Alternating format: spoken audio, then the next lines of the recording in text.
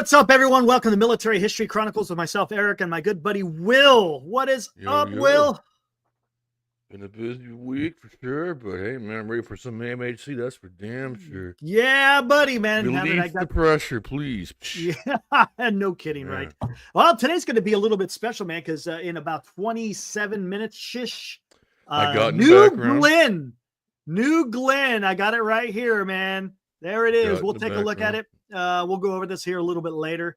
I got a debate, man, because it's in about 28 minutes. I don't want to get heavy.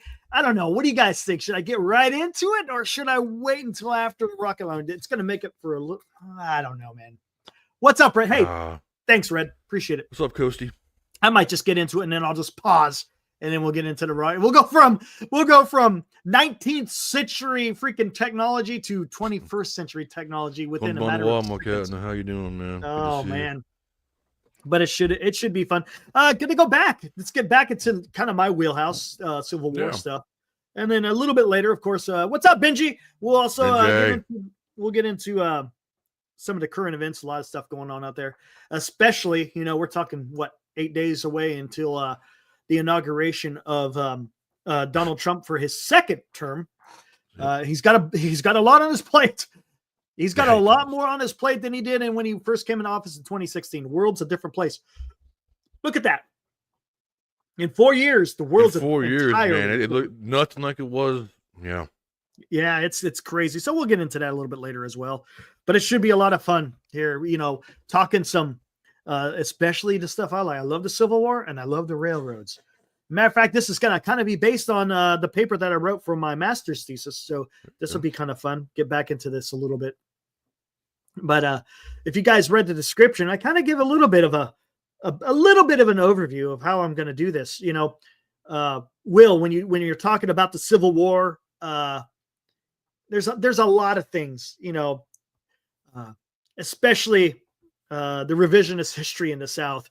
If you want to call it, what the heck did they call that? Oh man, I should know that, and I can't remember. But anyways, it was inevitable that the North was going to win because they had the industry and all this and blah blah blah. Right? Got it. Yeah, that's cool. I understand. Yeah, and it's dumb. The South had you could make an argument actually. The South had a better industry than they had. They had something that the British wanted, which was money-wise. Yeah. Let's not even go there. I'll let you do that. But it's interesting, and to a certain extent, the North had an advantage. But the question is, and everyone says, yeah, North had an advantage, but the bigger question, and it's sitting there right in front of you, why? Why did the North have a bigger advantage? And that's what we're going to kind of get into here a little bit. There you go. The North and the South were definitely two different types of what do you want to say? Cultures. You could even say they had different cultures. They had a different sense of business, so to speak. And this is where I'm not going to spend hours on this. This is going to, we'll see how far you go. I talk a lot. No, but dive into it, man.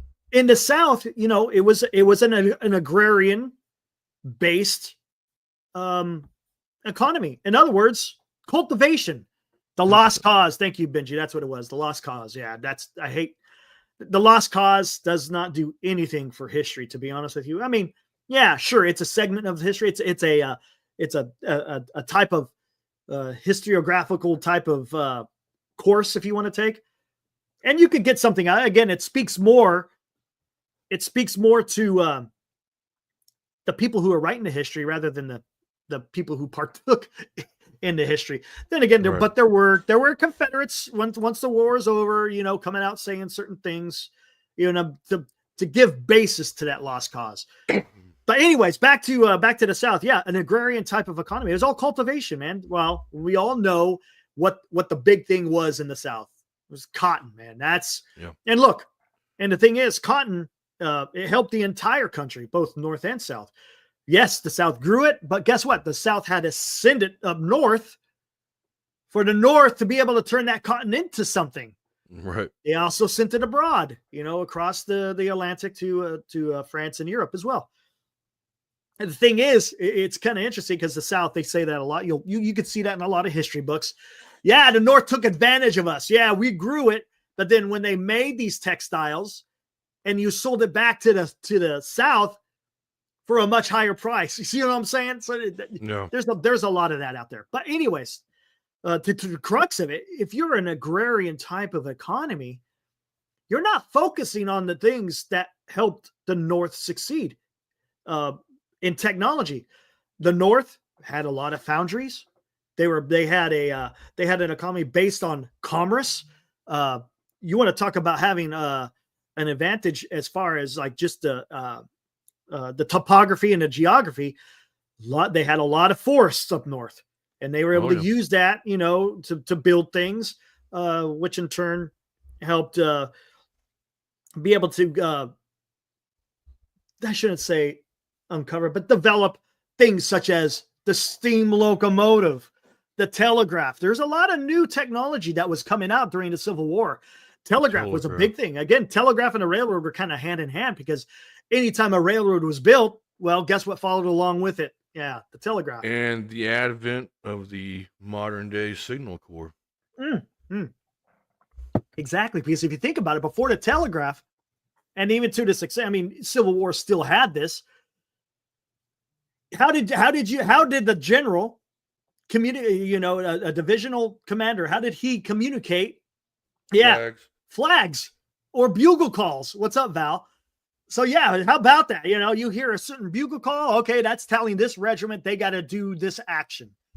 Well, with the advent of the telegraph, you could actually do it quicker rather than it being transmitted down by either courier. And that's another thing. You also had a lot of couriers that were going back and forth. Back. Yeah. Well, we still have them today. We call them runners, right? So yeah, runners. Yeah, runner go. But yeah, absolutely, man. And the thing is that the North was able to, again, it's their economy allowed them to take advantage of such technologies. And when the Civil War broke out, they put it to use. Some of the biggest things, in the North, they had these, I guess you could call them, they were school, Lyceum schools. Lyceum schools, they're the ones that taught the latest and greatest of technology and science. Mm-hmm. The South was a little bit different. They were more slower paced. It was because the big thing about the South was all about ownership of land. That was the honor. You had it spoke to your honor. If you were a landowner, that's what was the most important. There's quotes out there. Here, I got my paper up. I'm going to try to find some of these quotes. In a way, they were trying to copy the old English nobility. Yeah, right. That's exactly what it was, because they come again. A lot of these were you had the Virginians in there. The fire eaters, of course, were like more of the South Carolinians, but of course there was others as well. But Which is where that accent comes from. Actually, is from them trying to be English. Yes. Yeah. Here we go. Where the heck did I have this? I should learn a lot of things, Paul. Here we go. This is from my paper, guys. The South exemplified the Jeffersonian ideals of a man working his land without interference of the government in their affairs. Historian James McPherson illustrates Thomas Jefferson's view of independence when he stated in his book, Battle Cry of Freedom, and this is from Thomas Jefferson, a man dependent on others for a living could never be truly free. Nor could a dependent class constitute the basis of a republican government. Women, children, and slaves were dependent.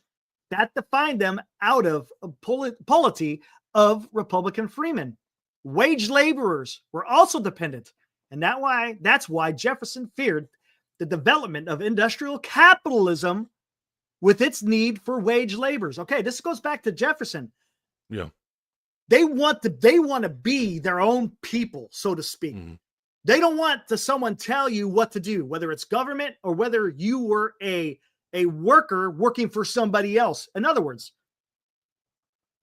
you shouldn't have to work for the man. You should be the man, so to speak.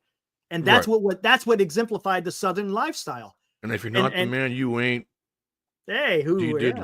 Yeah. How about that? Let's see. There's some other quotes in here that I want to bring up that talks specifically to that. Oh, there's DeBow. William Gregg. Did I have it? Where did I put this? Because these guys actually talked about that they had to change. Again, that exemplifies what I'm trying to say here.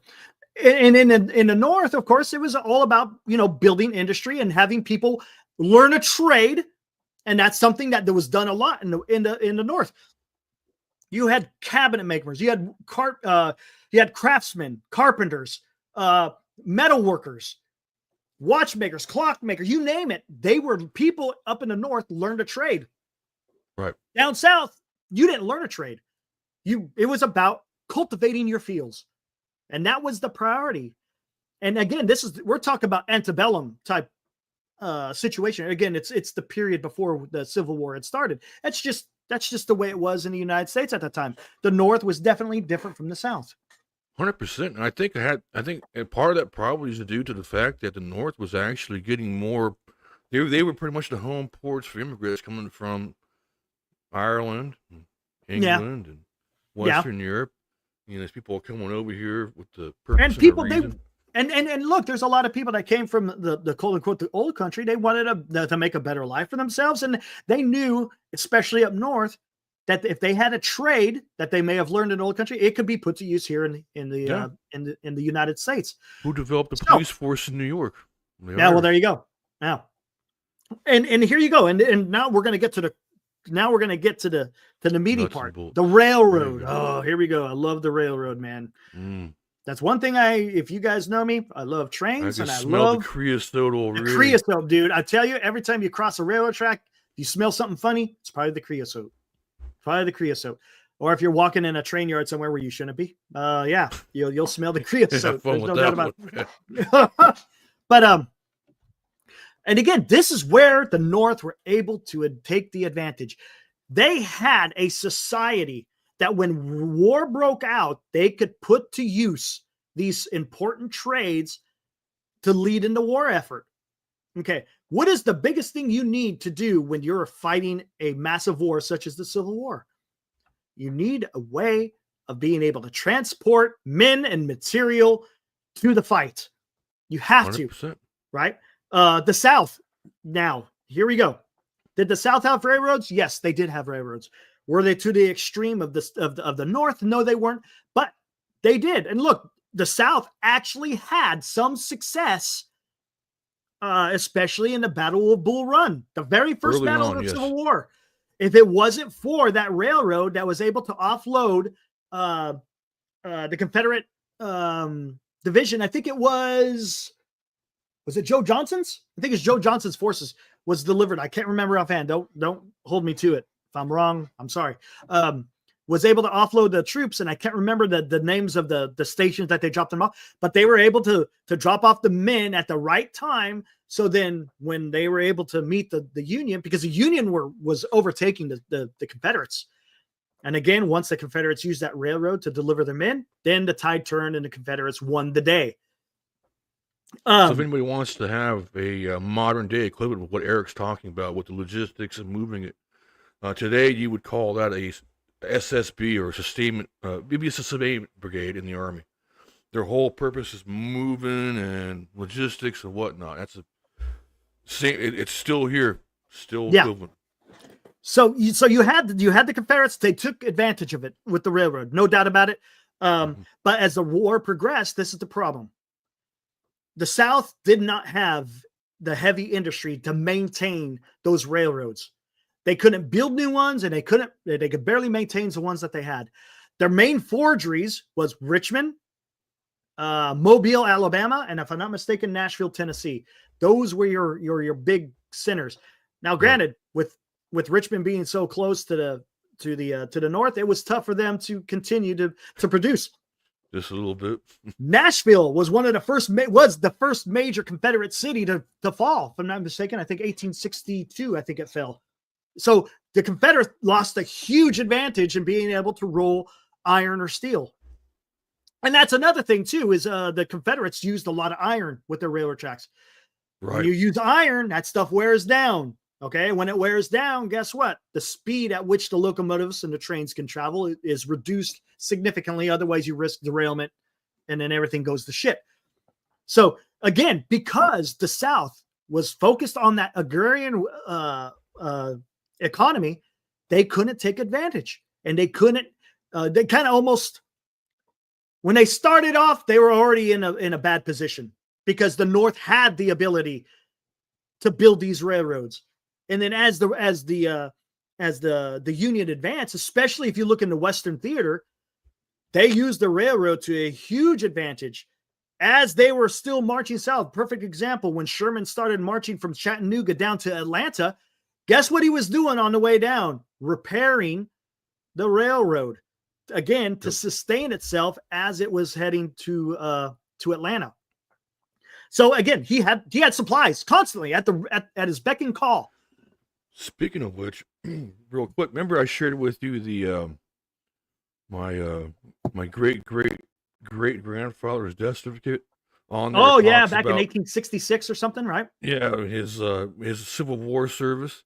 Part of his job with his unit was to actually protect the railroads. That was his unit's job. Well, there you go. There's a lot. Yeah, there was a part of the Army that had to do that. You had to protect your lines of communication, because if you didn't, you're in a lot of trouble. But in railway, and good, there was two guys I've already mentioned on the show before. And this is about a year ago. Well, remember, there's two men that the Union employed that absolutely helped the Union success. It was Herman Haupt and Daniel McClellan.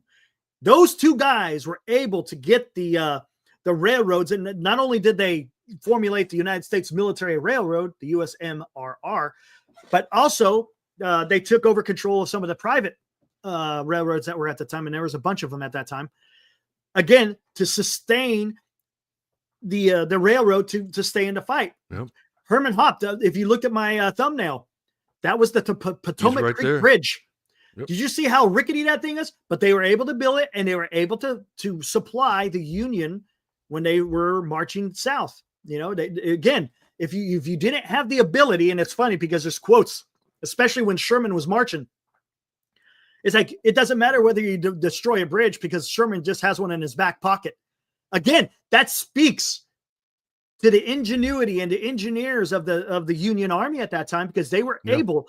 And that's another thing. They understood. And you got to remember, when units were formed back then, especially in the Civil War, they were formed from regions. For example, if you were a part of the 58th Pennsylvania, right? Well, guess what? Pennsylvania. And guess what? And if they're from a part of Pennsylvania that was known to have a lot of carpenters or steel workers, guess what?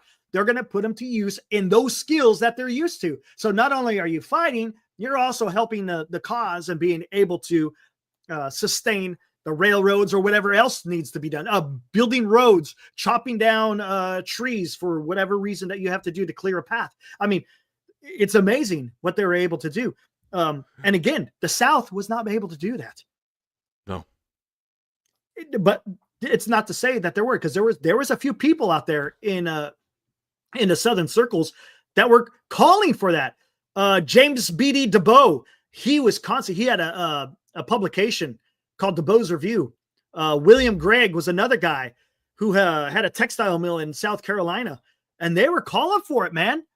Both men are instrumental in promoting the South to undertake industrialization of the South, so that they now have to rely on the North to provide them with goods.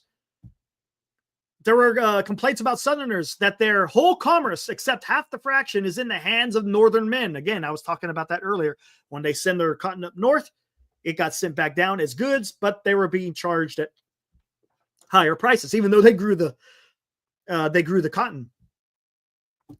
Yeah, let's see. In a speech he gave, again, this is DeBow, to the Southern Commercial Convention in 1852, he prescribed action, action, action, not in the rhetoric of Congress, but in the busy hum of mechanism and in the thrifty operations of the hammer and anvil.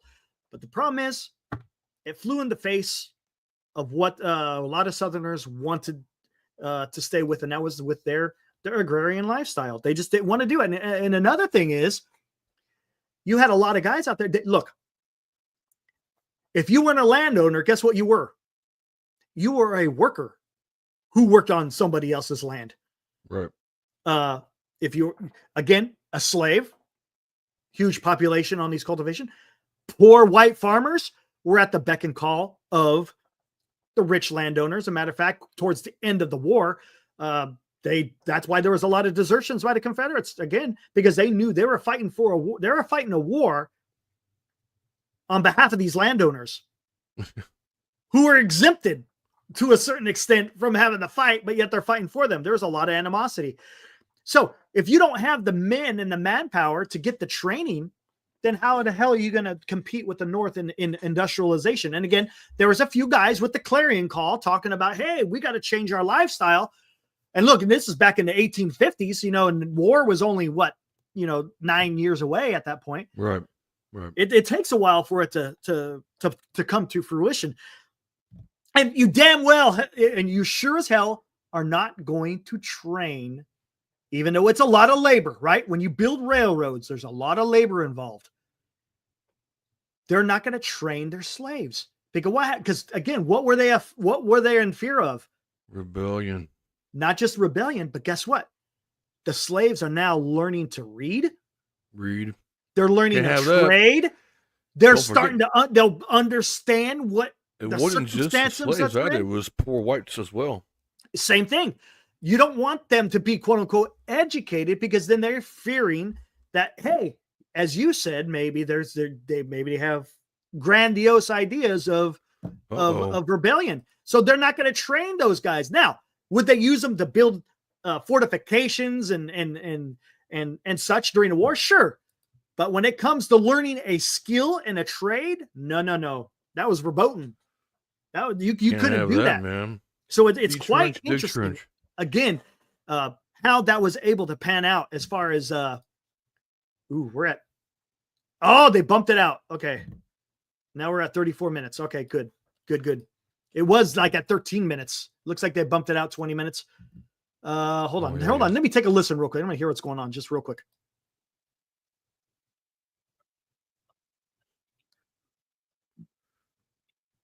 Also, in case somebody's wondering, every Army fort and air base is connected by rail to this day. All right. I'm sorry, I missed that. What's that? I said all the bases are connected by rail to this day. And the Army also has its own railroad engineers. They used to. That, as a matter of fact, in the United States Air Force, this is before I joined back in '93. There was actually a career field for being an engineer. The Air Force had their own railroad, and I'm pretty sure the Army probably had the same, if I'm not mistaken. So you could actually get in 88 uniform. Oh, do they still do? 88's transportation, yeah, 88 uniform. That's the railroad MOS. Nice. Is it better still than 88 Mike? 88 Mike's truck driver, man. You don't want to be one of those in Iraq. Red Ball Express, hey man. Hey, don't. Back in World War II, the Red Ball Express, man, they kept the Allies moving forward, kept going little east. IED magnets, man. Well, yeah, and that day and age, yes. In this day and age, I'm talking World War II stuff. Oh, yeah. But again, the North, again, they were able to. If you read some of the stories of what they were able to do with the railroad, and just they would destroy it and then they'd rebuild it again for their own use, which is they were going fantastic. Along, yeah.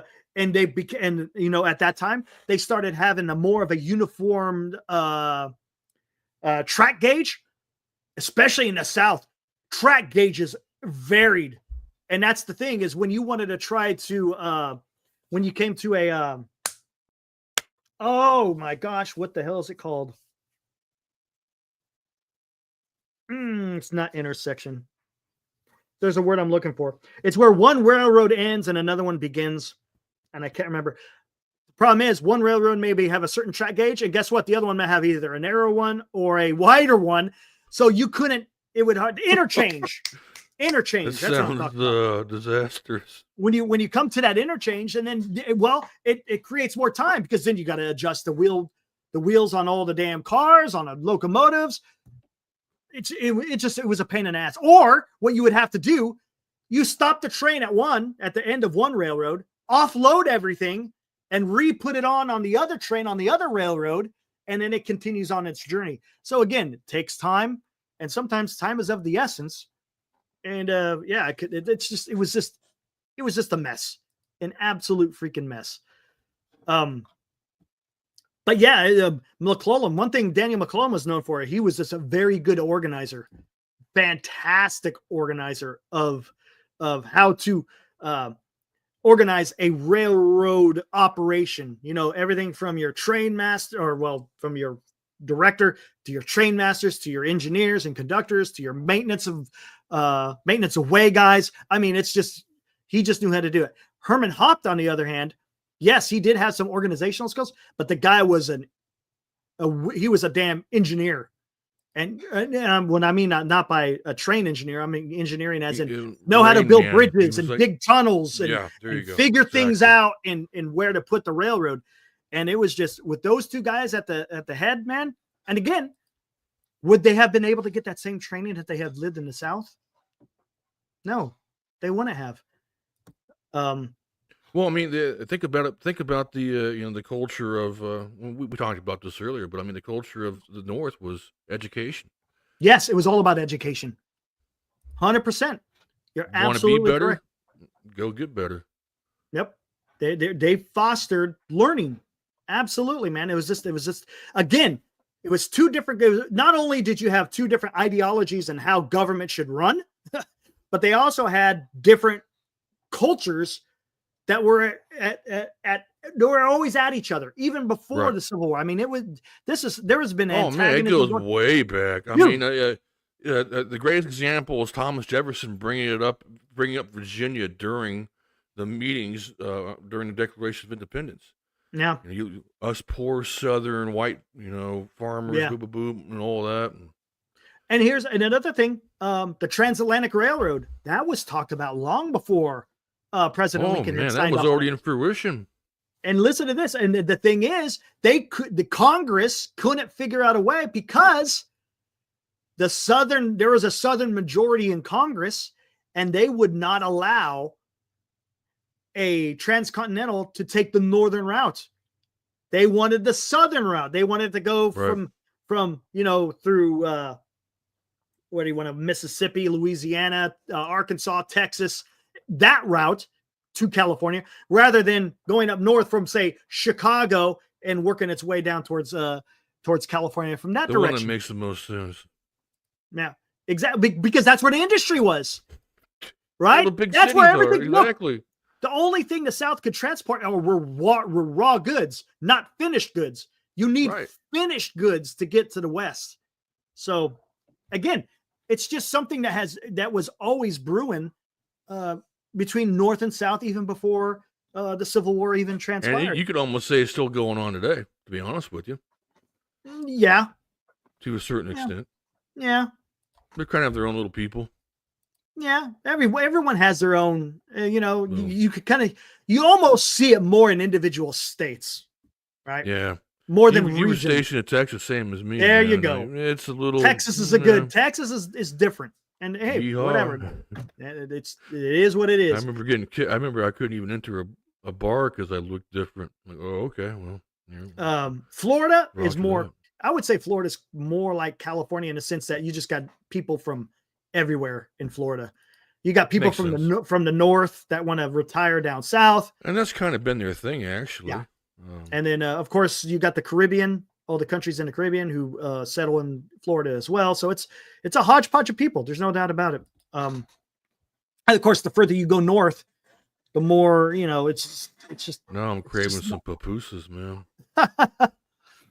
But it's interesting. Again, I love the railroad, and I love, the concept of how that was able to get done, because, you always hear about that. You always hear, oh yeah, well, the North had that technological advancement. They had more people. Yada yada yada. And that's not the truth. There's a reason why, and that's the thing is, okay, but why? And that's what needs to be answered. And if you don't understand why and have a little bit of an understanding, well, then you're kind of missing what's going on. Sure, you could say that, but why? And a lot of it, again, is because of the education and the culture of both regions, just totally different. It was almost like to an extent, it was almost like two countries. It really, no, that's probably the best way of putting it. We had the same constitution, had the same laws, but when it came to certain societal and educational and cultural foundations, totally different. Totally different. Man. Actually, a good modern type movie about that kind of society that's still kind of going on is oh man, just blanked off the top of my head. Son of Midnight in the Garden of Good and Evil. I've That'll never heard give of you it. that will give you a glimpse of high society in Savannah, Georgia, man. Oh, really? It's pretty damn interesting. It's Nope. actually a book too. The book as well. Interesting. I'm gonna have to take a look at that. All right, guys, let's transition into this, and we could get back to that stuff later. New Glenn, guys, NG1 flight profile. Following separation of first stage, autonomously descends to a landing platform located several hundred miles downrange in the Atlantic. 2 BE-3Us ignite. Again, these are methane fueled rockets, if I'm not mistaken. Ba-boom. Propelling the second stage into space. The fairing separates, and the Blue Ring Pathfinder payload, which will remain affixed to the second stage throughout the duration of the mission, will be placed on a medium Earth orbit, or MEO. Here we go. This is kind of what's going to happen. You're going to have the liftoff, the ascent, stage sep. In other words, you got the first stage that separates from the second, or I should say the second stage separates from the first. Second stage continues on. The fairings will come off, payload activation, and then it gets into the medium Earth orbit. The first stage will then descent, reorient, maneuver, booster, and it will land on a ship called Jacqueline out in the Atlantic. Again, very similar to what SpaceX has been doing. So it's going to be kind of interesting. I'm looking forward to see how this thing pans out. This is going to be its inaugural flight. First time it's ever flown. So let's see how this is going to pan out. Here, let me share that again. I meant to just put it back down there, so then I can see when it's gonna go. But matter of fact, Wednesday, Super Heavy is going to launch again, and it's going to deliver a payload, and it's going to do its landing back and it's going to be caught by those chopsticks. So the chopsticks, man, those are cool looking. I know. I don't know how the hell they do it, but they do it. I don't know either, man. That's beyond. I mean, as far as I know, it's just magic. You know what I mean? There we go. They're at T-minus 25 minutes, guys. That's beyond my scope of understanding. Dude, I know, dude. You want to talk about stuff that is way above. Oh, man, dude. No thanks. This is why I wish my grandfather was still alive, man. We could pick his brain about the Apollo program. I'd be. Yeah, I know, right? Dude. I was too young to really understand. Yeah, to appreciate. There you go. That's a good word. Man, dude. Oh, what is it? So this is the Giants' next investment. Nice, Jim. Might as well be. I guess aerospace right now. Oh, hold on. Let's see what's going on here. Let me see what's new here. And let's see. Security alert. Interesting. Outgoing Secretary of Defense Austin has told the Office of Management and Budget, the OMB, that the Department of Defense requires a budget of $926 billion. That's $55 billion more than the current plan. Hey, a little bit late on that, buddy. A little bit late on that. Oh, man. A little bit late. What are we even doing? Better late than never, I guess, right?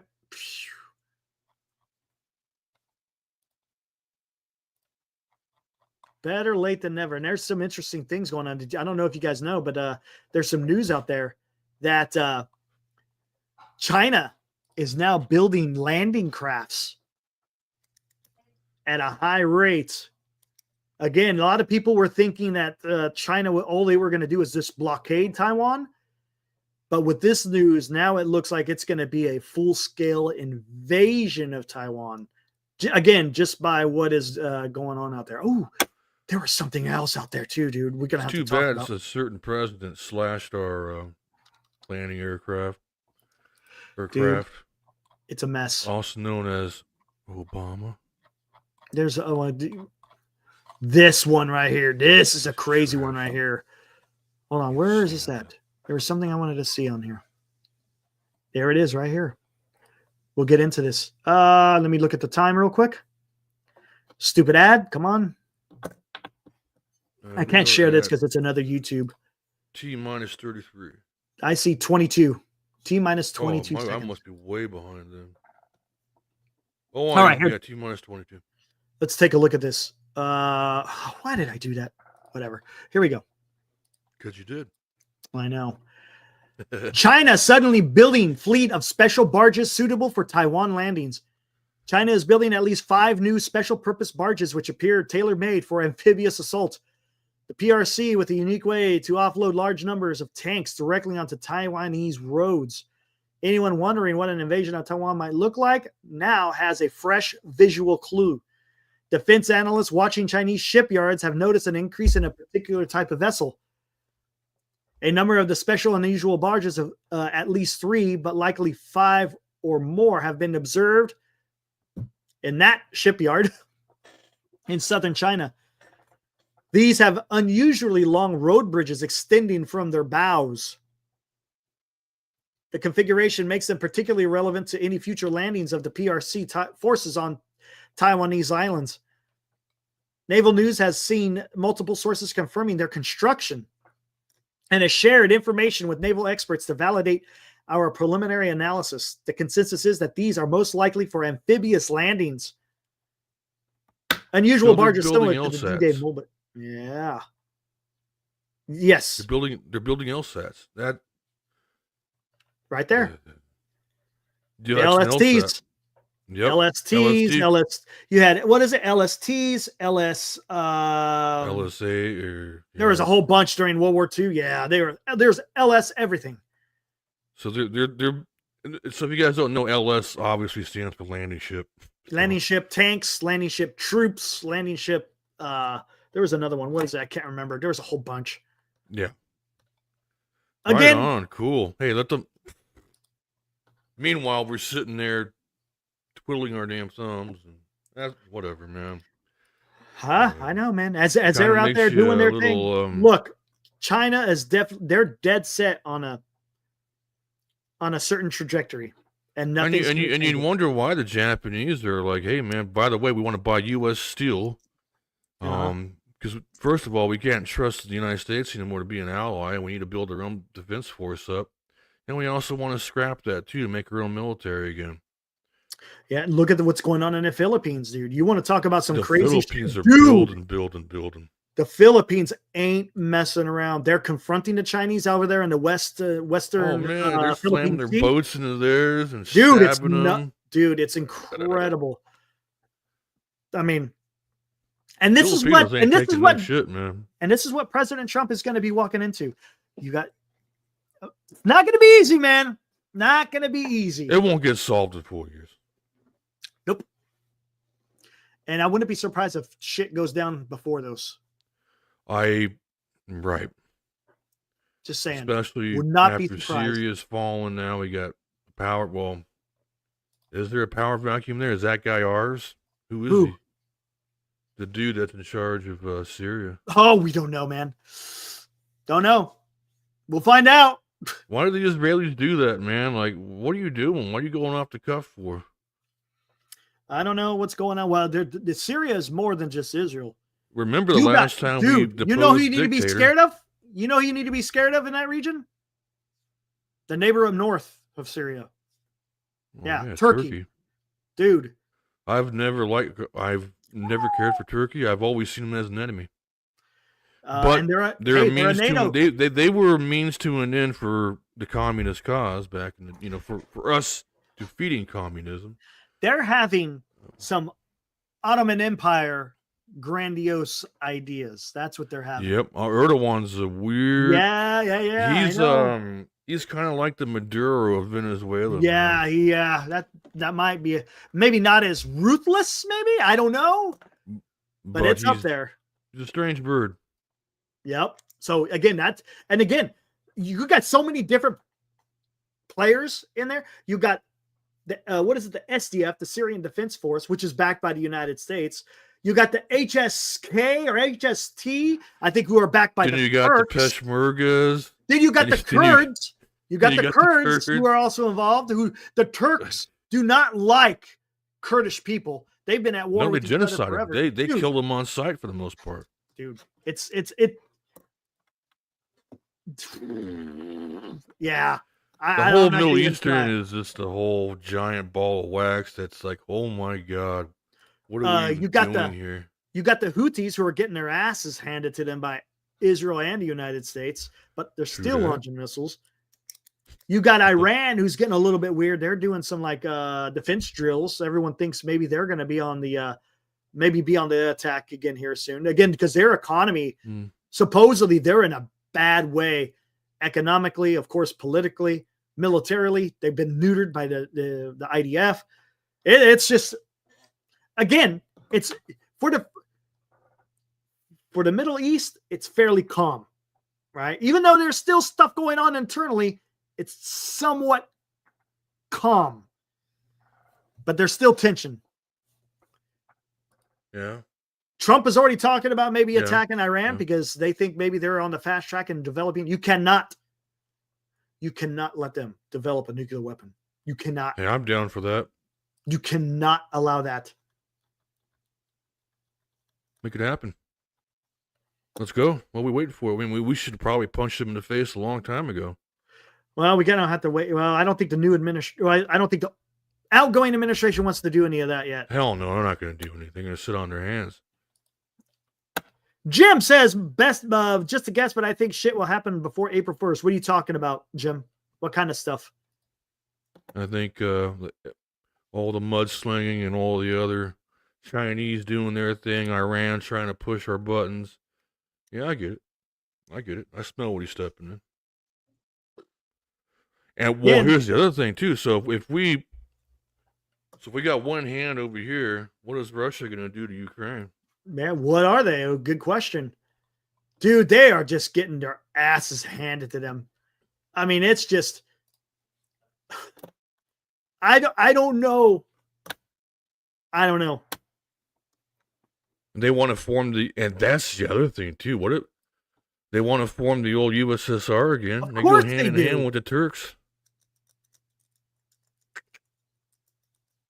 And see, the Turks can't, because the Turks, you got to remember, the Turks, they're trying to play both. They're part of the EU and they're part of NATO. Kick their asses out, man. They don't belong there anymore.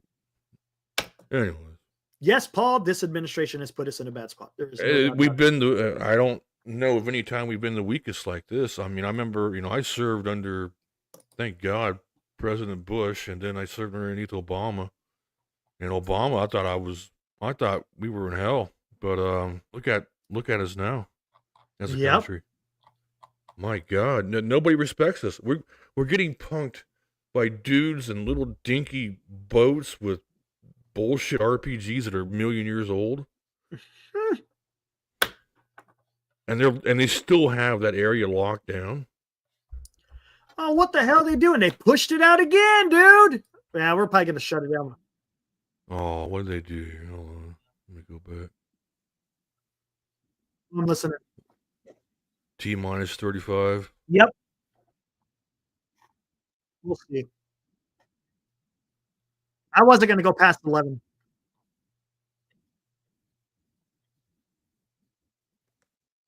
Time is it over here? Oh, it might be weather. It's 11 over here already.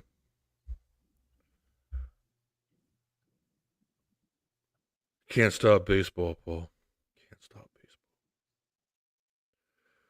Okay. What was? Maybe it might be World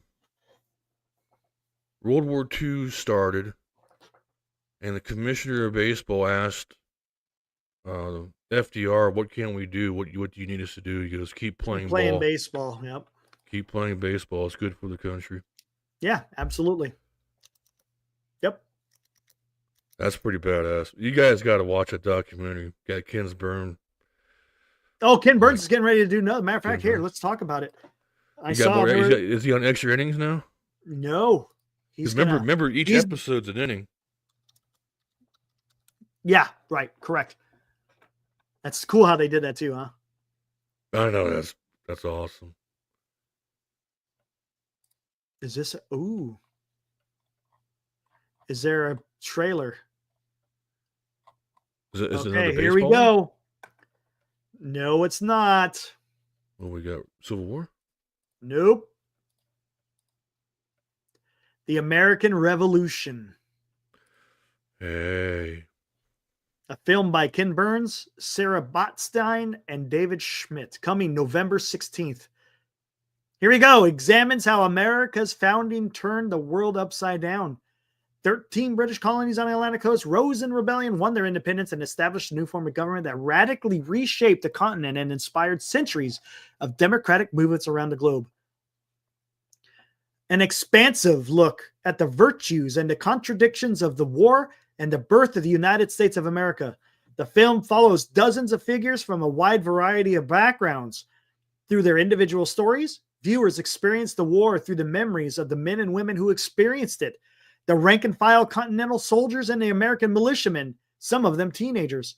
Patriot political and military leaders, British Army officers, American loyalists, Native soldiers and civilians, enslaved and free African Americans, German soldiers in the British service, French allies, and the various civilians living in North America, loyalists, as well as patriot, including many made refugees by the war. The revolution began a movement for people around the world to imagine a new and better futures for themselves, their nations, and for humanity. It declared American independence with the promises that we continue to strive for. The American Revolution opened the door to advance civil liberties and human rights, and it asked questions that we are trying to answer today. This is going to be good. If anybody in the chat's never been to Boston, I highly recommend you do so. Oh, man, dude, I can't wait. Highly recommend you guys check yes, out Dan, Boston. Same Ken Burns. Same Ken Burns who did baseball. Same Ken Burns who did the Civil War. The same Ken Burns who did the Vietnam War. And I think that's about it as far as this big ones. Yeah. He kind of... It's going to be good. Yeah, the Vietnam one kind of... I don't know. It's a little woke, but not too bad. I didn't even finish watching it, to be honest with you. I stick with baseball. Take it with Civil War, and this American Revolution one is going to be good. Again, gonna have to wait a while. Oh yeah, he did the West too. Yeah, the West. That's right. He did do that. Yep, that's a good one too. Again, he's a great filmmaker. He does, dude. The job he did with Civil War and baseball. Unfortunately, there you go. David McAuliffe isn't going to be able to do the narration because he's passed. I wonder who's going to narrate it. I'll narrate it. I'll put you to sleep. What's up, Beauregard? 77. Look at that, Beauregard. Right in Massachusetts, man. Yeah, man. Boston. The whole New England area's got so much history. Dan and I both lived there before, man. Like we man, how spoiled New England is. You lived in Boston? No, I was in Newport, Rhode Island.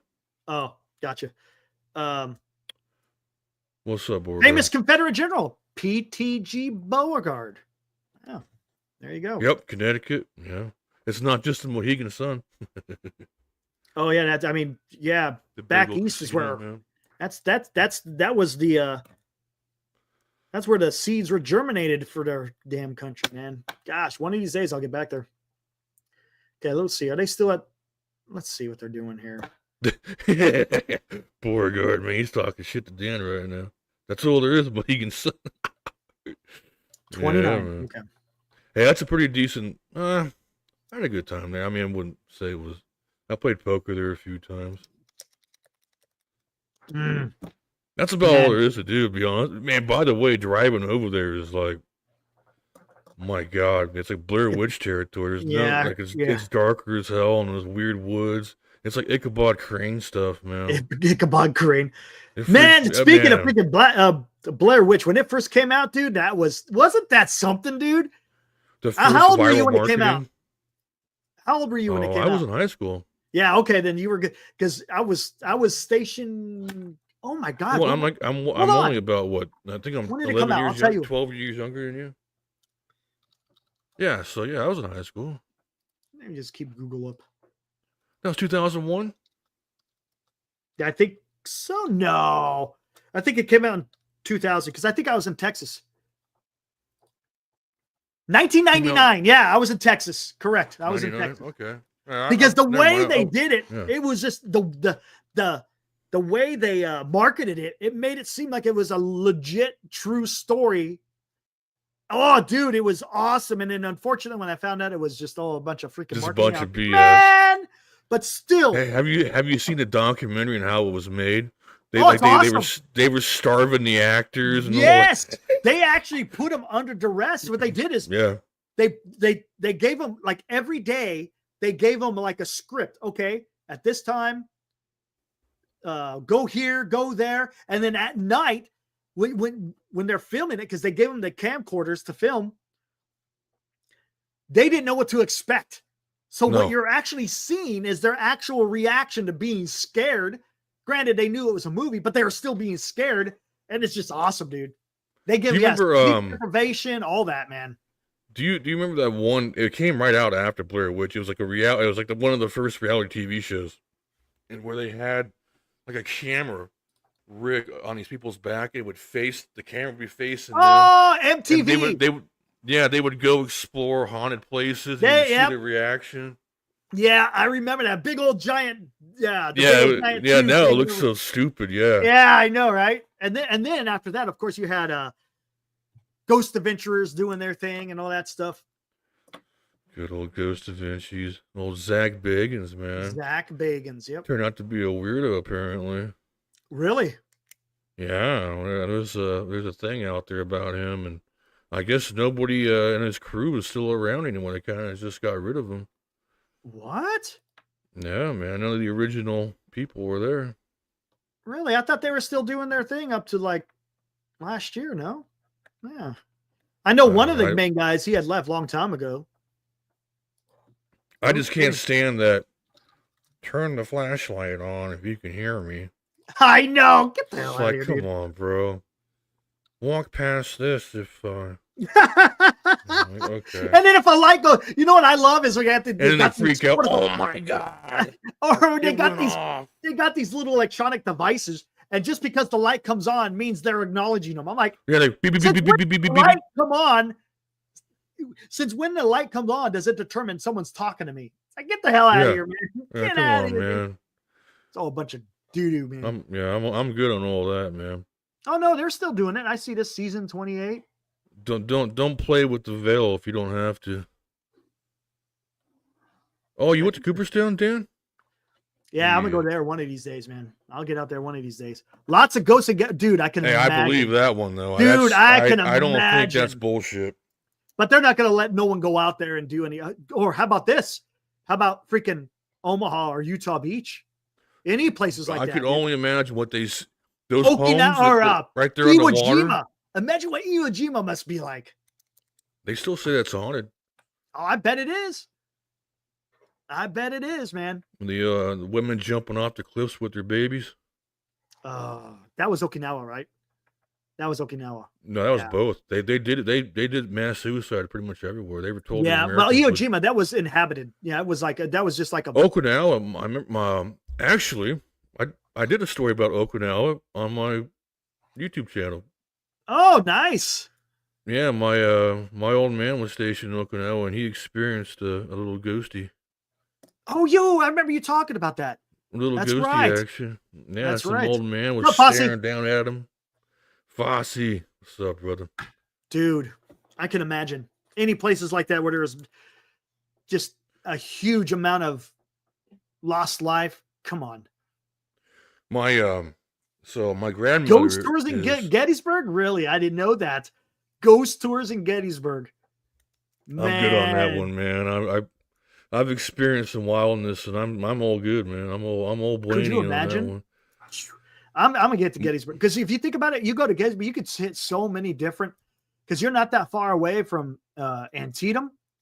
You're a little bit of a drive, I think, like 2 hours to get down into Virginia. A lot of battles in Virginia, Richmond, Petersburg, Manassas, Fredericksburg, the Wilderness. What am I? Okay, I mean, I freak my own self Chancellorsville. out right now. You guys talk about ghosts. And I'm sitting here figuring out, trying, what the hell is that noise over here? And it ended up me being kicking the damn trash can next to me. You're kicking shit and you don't even, you're scaring yourself, dude. Yeah, I'm freaking myself out listening to this crap. Anyway, but I was gonna say my grandmother is from Sendai, Japan, and so she lived on the outskirts of Sendai. At nighttime, so her grandmother actually passed away. So yeah, this gets weird all of a sudden. My grandmother's grandmother passed away, but at late at night they can hear. They call it gita. Gita are like wooden shoes. Okay. And they can hear the walk up to the door and just stop. And then there'll be nobody at the door. And I was like, what in the hell is that about, man? Nope, I ain't dealing with that. La Lorna? Yeah, man. Screw that shit. Nope. I'm not about it. Oh, okay. So let's see. Ooh, what are they saying? What we got here? They're gonna launch yet? I mean, what are we doing? No, we're at 22 minutes and 54 seconds. If they push out again, I'm gonna be pissed off. Supposedly it's weather, so we'll see what happens. We'll keep it. We'll keep it going because I want to watch this. This should be fun to watch it on here. I like the steam rolling off the oxygen. Yeah, watching it because it's. I'm pretty sure it's fully loaded. I wouldn't be surprised. But yeah, it's gotta be. Well, yeah. You got the methane and the LOX inside there, the liquid oxygen. The LOX. LOX will kill you. Boom. Can. I tell you one thing, you know what it can do? Oh, dude, you want to talk about an instant clear head? When I was in the Air Force. Pure oxygen? Pure oxygen. We had the bottles because it's used to service all the aircraft. They service it with liquid oxygen so they can breathe when they're at altitude. But when they go in, when you transport it, you close the vent valve because you don't want LOX dropping everywhere. And then when you park, you don't. And then when you park these bottles, they're in a special area, and then you just crack the vent valve a little bit. But the thing is when you pick them up from where they're serviced, they have to do a boil off. They got to check to make sure there's no foreign objects or anything. They put a little disc in there because, again, pilots are bringing this in. You don't want to breathe in foreign object. So you smell that, and you smell that vent that comes off, and it's just like instant 100% oxygen, dude. It's amazing. Clear-headed. It's amazing. I had a breath of pure oxygen once, man. I felt high as hell. I was like, whoa, what is going on? Yep. Hey, look at that. Fosse. I asked Eric a few months ago to give me a battle to write a paper on during the Revolutionary War, and I aced it. I didn't. Hey, all I did is suggest it was Brandywine, right? Did you do it on Brandywine? Oh, I'm not a genius, dude. Jim. You give me too much credit. I'm not a genius.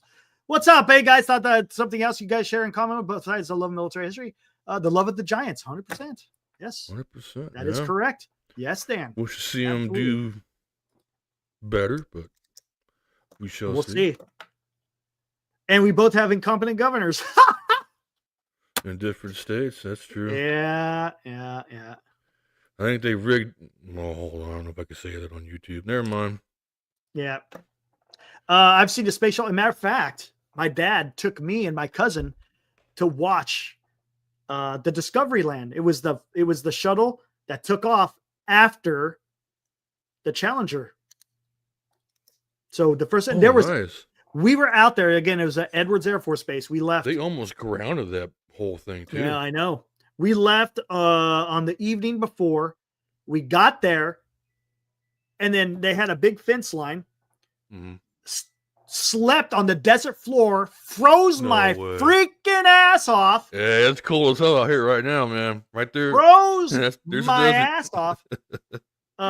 We got woken up to a bunch of planes buzzing us.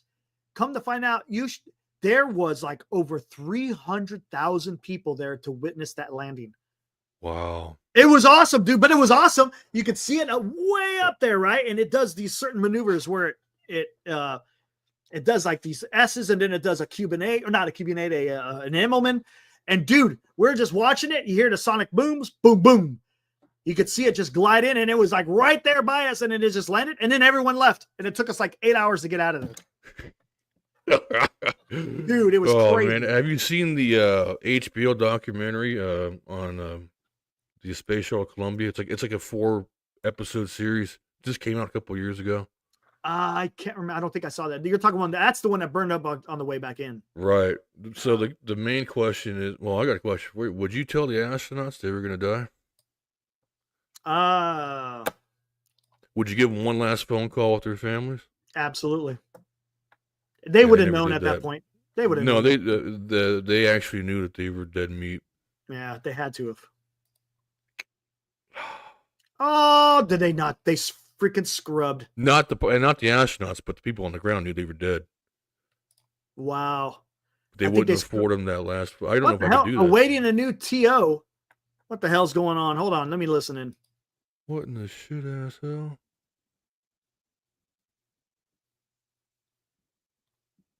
T-minus 32 now. 207 is the new. So 1107. Damn it! How far away is that? It's pushing out.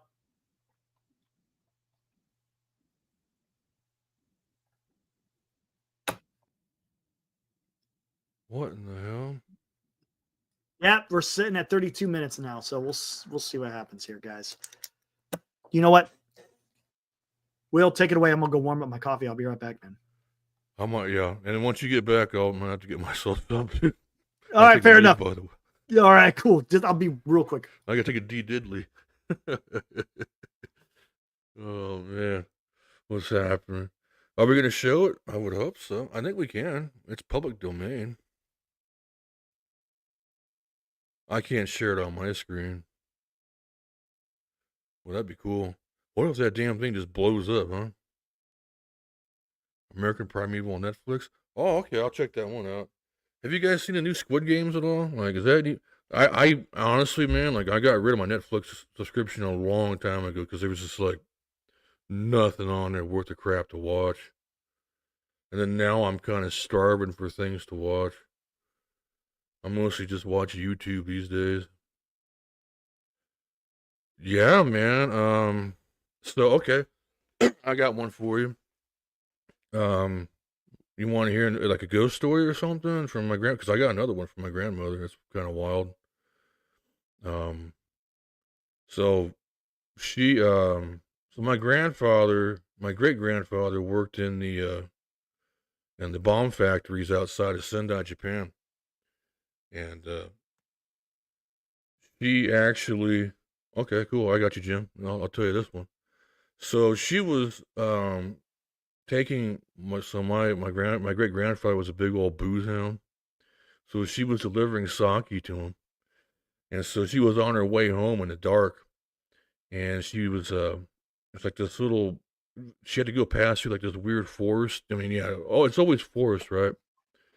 So she's passing through this forest on her way home, and she sees ghosts in the trees, like these mist and spirits, and then she called it she thought it was the god Kitsune or something. I guess it was like the fox god or something like that. They call him Japanese.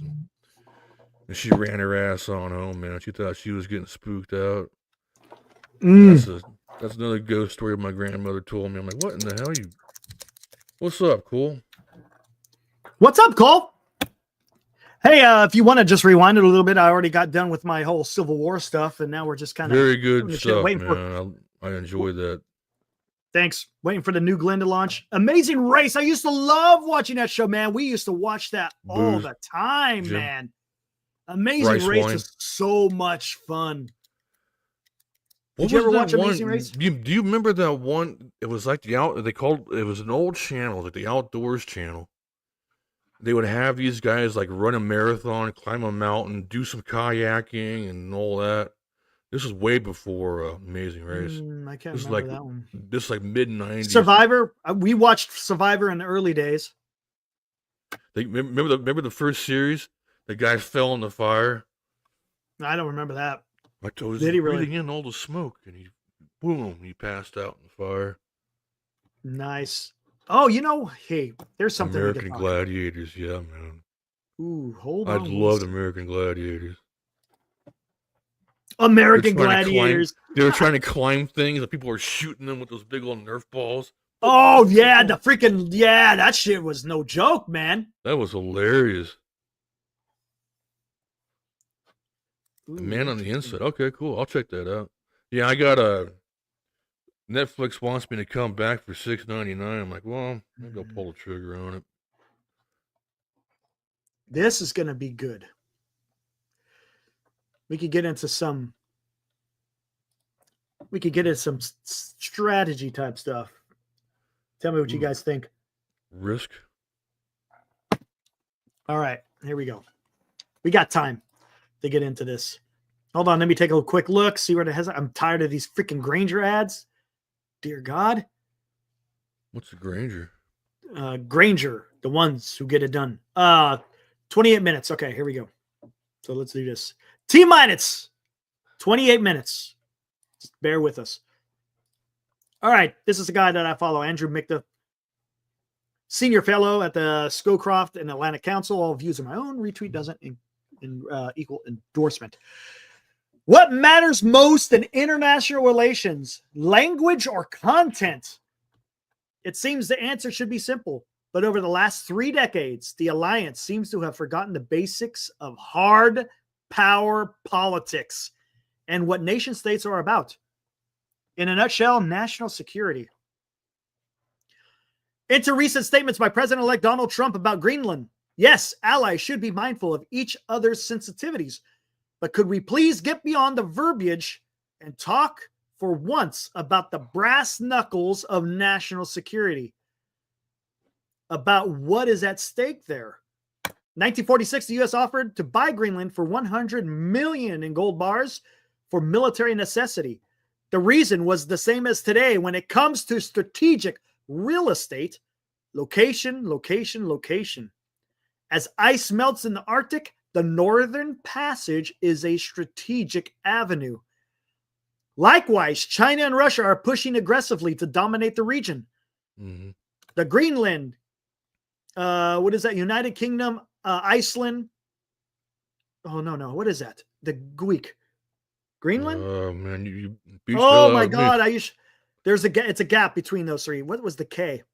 Just don't say G-O-O-K. I can't remember. Is in the same category. The only outlet for the Russian fleet is to park its boomers there, ready to hit North America with its SLBMs, submarine-launched ballistic missiles. Again, location, location, location. This is simple. So why are our European allies hyperventilating when Donald Trump speaks about Greenland or the High North or Panama for that matter, where the Chinese have taken over the Panama Canal, dominated the digital realm, and are about to put a military footprint on the ground? Here's my take. And what I have to say about Greenland or Canada or Panama does not mean to dismiss Europe's concern about the language used, but rather to wake people up to the realities of the Darwinian self-help ecosystem. I love that. International put relations. That in quotes, print that out, and put that on your wall. Simply love that. put, wake up. For too long, the collective West has been speaking in normative terms about rules and values, while our enemies have been eating our lunch. Where have the European capitals been when Russia invaded Georgia, took over Crimea, butchered Syrians at Aleppo? It was all talk. Sure, we had meetings and lots of talk, Minsk agreements, you name it. First in 2008, it was no to NATO membership for Georgia and Ukraine. Then Putin got Nord Stream 1 and 2. Just after he invaded and took over territory both in Georgia and Ukraine. What price did he pay? The bottom line, it's time to wake up. Stop talking about defending the rules-based international order because we never took the risks to defend it. The rules-based order is dead if it ever existed. Please wake up to the world as it always has been. Nasty and brutish. Let's start talking again in terms that reflect reality, geopolitics, and hard power. And let's communicate to our enemies what the real red lines are. Let's show them that we have an intestinal fortitude to defend what we claim matters to us. This is what makes deterrence work. Finally, God, somebody. There's people out there that, hey, there's people out there that are speaking that. Greenland, Iceland, and the United Kingdom. I think he spelled it wrong. I think that's why I messed it up. I think it's supposed to be G-I-U-K, not G-U-I-K. Greenland, Iceland, the United Kingdom. Again, here, let me ring up a map. Tell you exactly what it means. Yeah, that one had me. I like that. I mean, a little confused. That's something that's been talked about ever since the damn Cold War. I'm with them. No, I don't want the maps, man. Maps. What's he talking about? Well, here, let's see.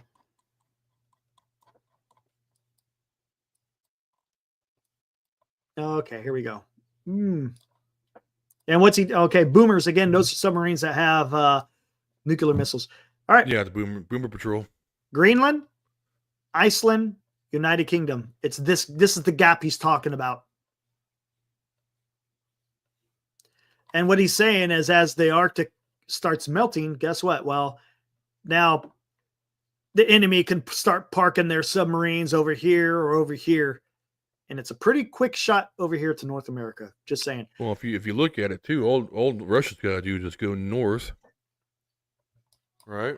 Yeah. The Earth is curved, and this is here in the United States. And to be honest with you, that has a lot to do with up here too, because up here is just as close as down here. There you go. Exactly. Yeah. Yeah. That's what I'm talking about. Yeah. Yep. So if you're not minding the gap, so to speak, could be in trouble. Could be in trouble. Again, it's geopolitics, man. It's been around for freaking millennia, man. Millennia. And we're getting the problem is blocked by Europe. Here's the problem, and this is why you got to study history, because if you don't study history, you don't remember when these things happen. And you have the means. You have the information before you to know what actions you should take. Does it mean the actions will work? No.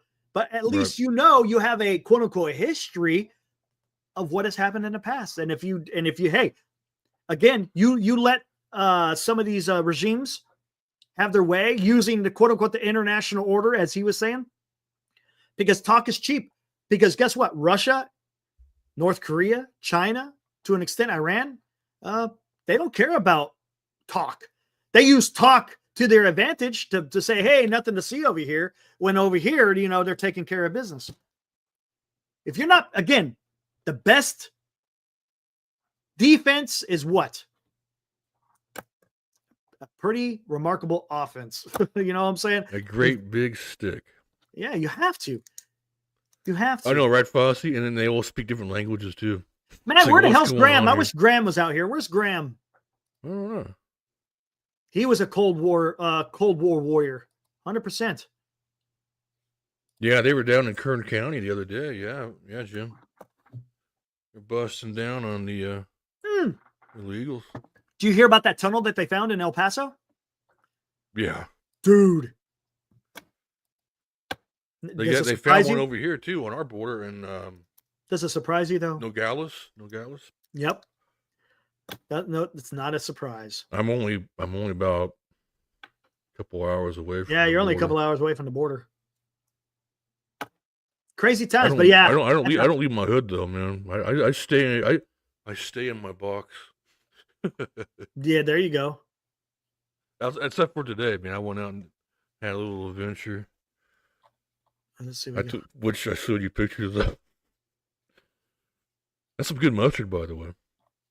Oh, did you try that mustard? Dude, it's badass. Oh. Hey, man, your nostrils will definitely feel it, but man, it's good.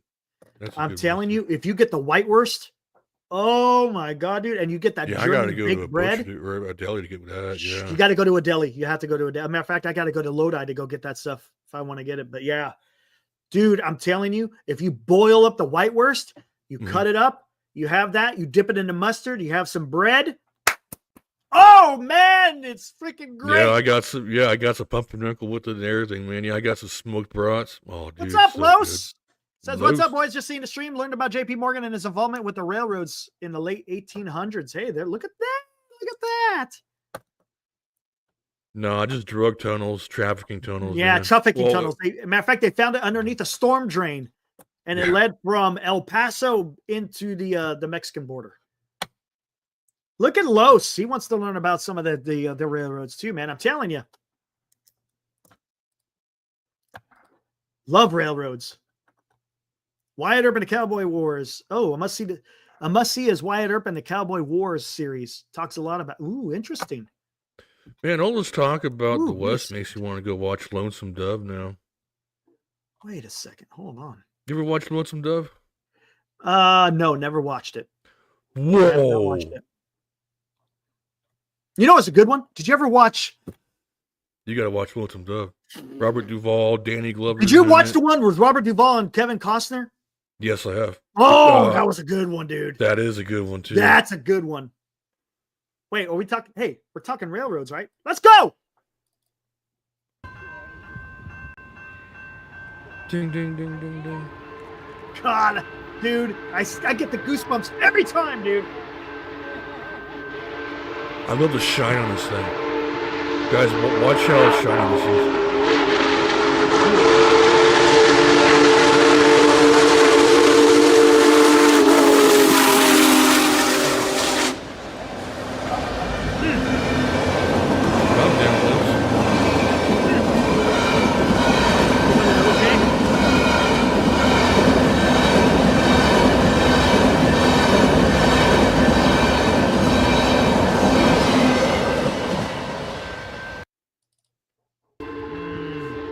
Yeah, that's on my to-do list, Lois. I want to go ghost hunting.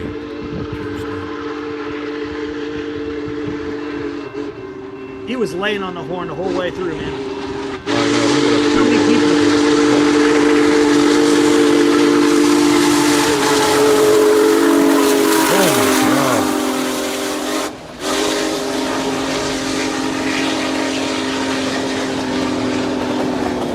Oh my God, dude. Yeah, man. Like, what do you think?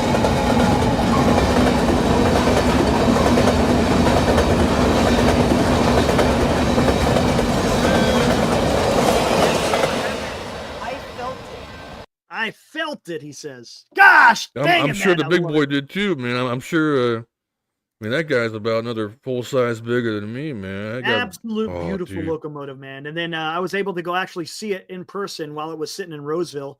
Again, this is in the middle of July. Matter of fact, I met Kyle McKiernan. Kyle, I met Kyle over there. Yeah, it was good times, man. Absolutely. Yes, Paul, the big boy. Yep. Driving from Rome to Paris is like a 15-hour drive. You know why? I'll tell you why. The United States is massive. If you take that, put that over top of Europe, not even any comparison at all. I'll tell you why. The Mont Blanc tunnel. Well, yeah, you got to go across the Alps, man. Yeah, the Mont Blanc tunnel. The Mont Blanc tunnel. It takes 30 minutes to get through that thing. If you're claustrophobic, have a nice day. When you're gonna be passing out because you're gonna be hyperventilating. When I was stationed in Germany, we went to Switzerland. We stayed in Lucerne, right? But we also drove. Where the hell is it? We drove to Zermatt, and you had to take a damn tunnel. Oh my God, where the heck is it? It's where the damn Matterhorn is. I actually saw the actual Matterhorn. It was absolutely Matterhorn. Yes, it was unbelievable.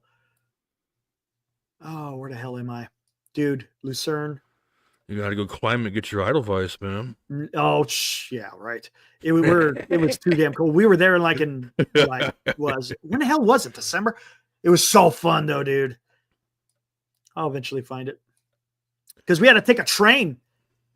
And the thing is, the train had to go through a tunnel. So what you did is you drove your car onto like this car carrier. The train took you through the freaking mountain. Then you offloaded on the car. You offloaded, off the railroad car, drove in, and then you had to go to public parking. And then we walked through Zermatt, beautiful little village.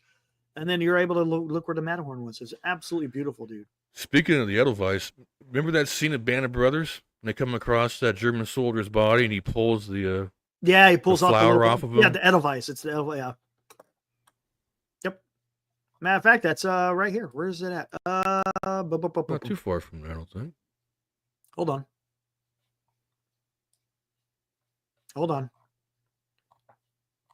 Okay, hold on. Garmisch. Yeah, there you go. That's that right here. Garmisch. That big old nasty cliff facing mountain. Where is it at? Is this it? Yep, right here. This is a MWR place.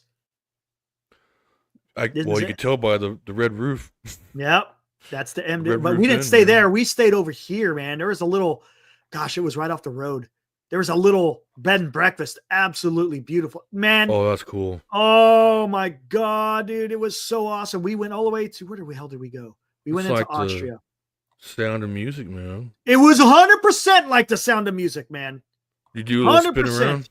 You spin around a little bit? Oh no, we didn't spin around, but it was freaking awesome, man. Did you get some sauerkraut with the big old ham hock and some? No, I didn't do that. No, I'll pass on that. Oh, it was so much fun over here. I love me some sauerkraut, man. Damn, I loved over here. It was so much fun. Innsbruck. Yeah, we went over here to Innsbruck. Oh yeah, right there in the middle of the valley. You come through here, and as you're driving through here, dude, it's just like you're driving through the freaking Sound, because you're in the valleys and everything. Here, let's see some. Hold on. Yeah. That's gotta be cool, man. Oh man, you were spoiled there, guy. Dude, look at this. Holy shit. Yeah, that's what I'm talking about, man. No wonder the Germans settled in Lake Tahoe and whatnot. I get it. Let me go. Where else was it? Right here, dude. It was absolutely beautiful. Yeah, look at this. What the? Yeah, dude. It was absolutely freaking beautiful. Whoopsies! Lost my passport. Guess I'm one of you now. Oh shit! Am I missing anything? Let me look. T-minus 11 minutes. We're getting close, guys. All right, let me go fill my cup up. Did we go? I'm trying to remember because we went to Innsbruck. Hold on. I'm trying to remember. Let me try this. Oh, dude. Absolutely beautiful, man.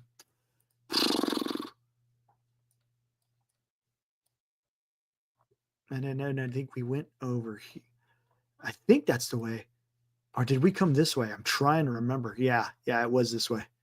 Man, I kind of regret getting that pack of smokes. Now my mouth is all dried out. Tastes like crap. Oh, look at this. Oop. Oh, that is cool. It wasn't like that. It was green, the way we saw it before.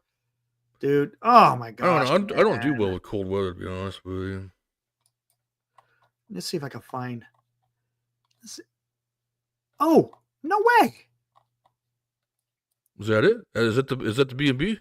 It might be. Wait, hold on. No, because it was right off. It was somewhere around here. Hold on. Let me just look. Dude. Oh, this is an area. Yeah, this is the area, man. That's cool, man. Dude. I want to go fishing there. I bet they got some good fishing. You know what? This was the area. Yep. I think this is the area over here. This looks familiar. I think it was back here, actually.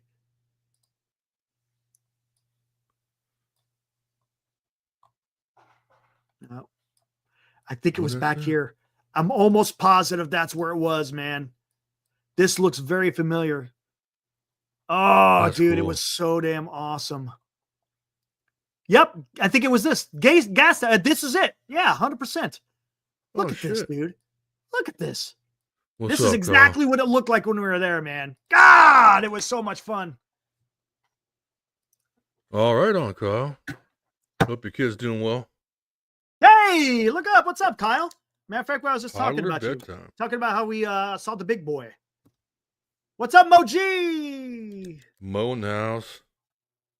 His dad worked at the White Pass for the Yukon in Canada. That must have been awesome. Whoa, man.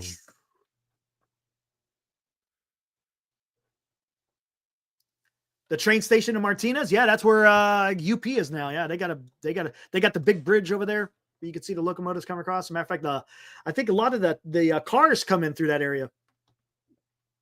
Coming overseas, they'll offload the cars. You'll have all those. What the hell's the actual verbiage they use for that? Car racks. That's what it was. All right, where are we at? We are at. Oh, don't even tell me. Did they bump it up again? I don't know. Oh, people are saying 10 minutes. I'm looking at the chat. The stupid ad. Come on, man. Yeah, I got an ad too. Some dumb video game I don't even care about. What is Oh! Yeah, they bumped it up. 28 minutes. What's the freaking deal, man? There may be problems. It's frosty. It is. You see the frost on that thing? I'll do this just real quick. Brand new. I mean, not quite brand new engines, but relatively new engines and entirely new vehicles. So it's just how these things go with a new rocket. We'll keep hanging out and answering your questions and slowly. There you go. So what's their excuse? I mean, damn. You know, I've never pissing me off, man. I don't think I've ever been on Amtrak before. I've never been on Amtrak. You know what's funny? So, when you get orders to either PCS or when you PCS, or even when you ETS, you could choose which way you want to travel. I had a buddy take a train. Oh God. He took a train from Rhode Island to Seattle. Not exactly probably the best idea. No, I was like, I'm good on that. I'm just gonna drive there, guys. Yeah. Have a nice. Well, one. you get more per diem, man. Oh yeah, you do. Man, I got the money in my account, and I'm like, yeah. And I went over to my platoon sergeant and I said, "Hey man, like I don't know." Well, I obviously didn't say, "Hey man." And I was like, "Hey sergeant, look at this, man. Do I need to? Can I spin this?" And he goes, "No, I would hold on to it in case I made a mistake." Yeah, always. Give it a month. I tell you one thing, for those of you, I don't know how many youngsters are in there, if they all decide to go into the freaking military, if you get a pretty big old fat check, keep it there. Do not spend it, man. Nope. Don't spend it, because guess what? The government's coming back and getting it, and all in one lump sum. Right back, man. They will take it. And then if you can't pay, man, you're gonna go on extra duty. Ooh wee. Yeah, you spend and they'll hold your paycheck too. They'll hold your paychecks until everything's done. Yeah, everything. You won't get paid. Yeah. You'd be working for free, man. Yes, this is the Bezos rocket. That is correct, Senior. Blue Origin is Jeff Bezos. Of course, SpaceX, Elon Musk. Correct. And the SpaceX rocket is taking off on Wednesday. SpaceX. Yep. Looking forward to that one, man. Damn it. Come on. You freaking They launch on time most times, SpaceX. What's Bezos' excuse? He's richer than Elon. What are we doing here? Not anymore. Oh, not anymore. Hey, there we go. Yeah, right on, Elon. Passed them up. Serious, but yep. Now gosh, dang it, I want to freaking watch this thing take off on air, but I don't know, man. I got time. I don't care. Man, I could talk about the damn Civil War on the railroad all over again. 25 minutes. That's what it's saying. 25. Damn, dude. What if this thing just blows the hell up? I don't know. Either way, I wouldn't. You know, that's still cool with me. Oh wait, hold on. Is there more? I think there's more. Oh, there we go. The flight trajectory. No, don't care about that. That's nothing big. I'm waiting for this thing to freaking. Let's go, man. Yeah, dude, it's supposed to happen an hour ago. Yeah, they have a certain amount. They have a certain wind amount of window. If they exceed the window, well then they'll just scrub. I'm just waiting for that to come across the top.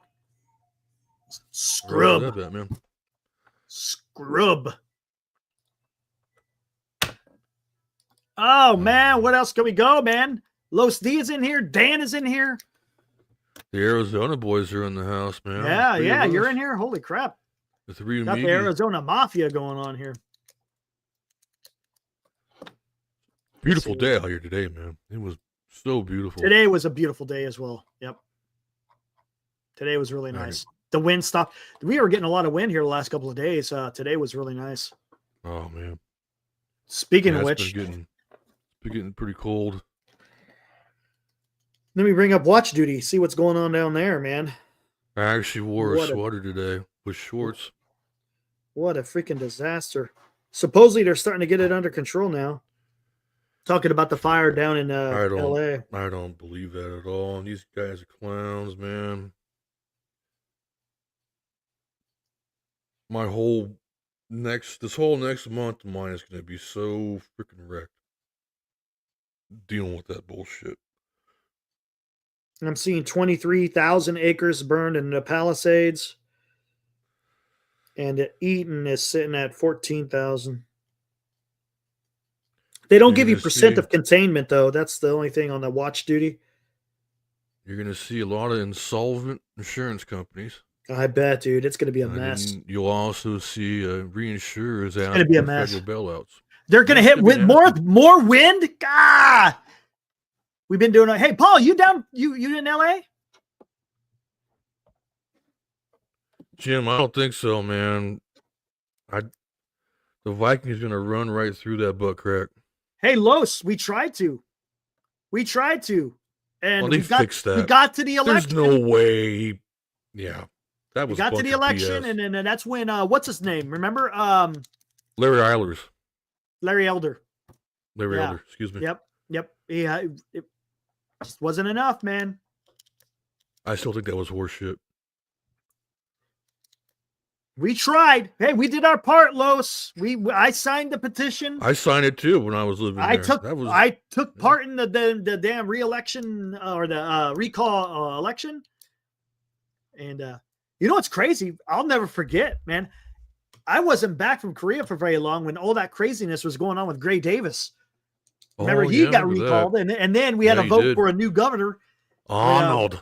That's when we voted. And I'll never forget the election results came out when we were in Disneyland. So we went into Disneyland for the day. We come back at night. You know, we're all in the hotel room just hanging out, you know, talking about how fun we had. And we put on the news, and lo and behold, Arnold Schwarzenegger, the next governor of California. I was like, oh, wow. That's you crazy. Son of a bitch. You son of a bitch. Dylan. I still remember, man, I remember he roasted Ariana Huffington. He absolutely decimated her. I could drive my Hummer through that loophole. I could drive my Hummer through that loophole. My truck through that loophole. You got loopholes so big. Oh, yeah. You know, he had the right intentions. The problem is, when you have a super majority of Democrats in the legislation, he was a good governor. He did what he tried. He did what he could, but he was again, when you got a super majority in legislation, you can't do nothing, man. You just can't do nothing. You want to piss people off over here in Arizona, Jim? Go down to the flea market and yell "La Migra." Don't do that. Come on.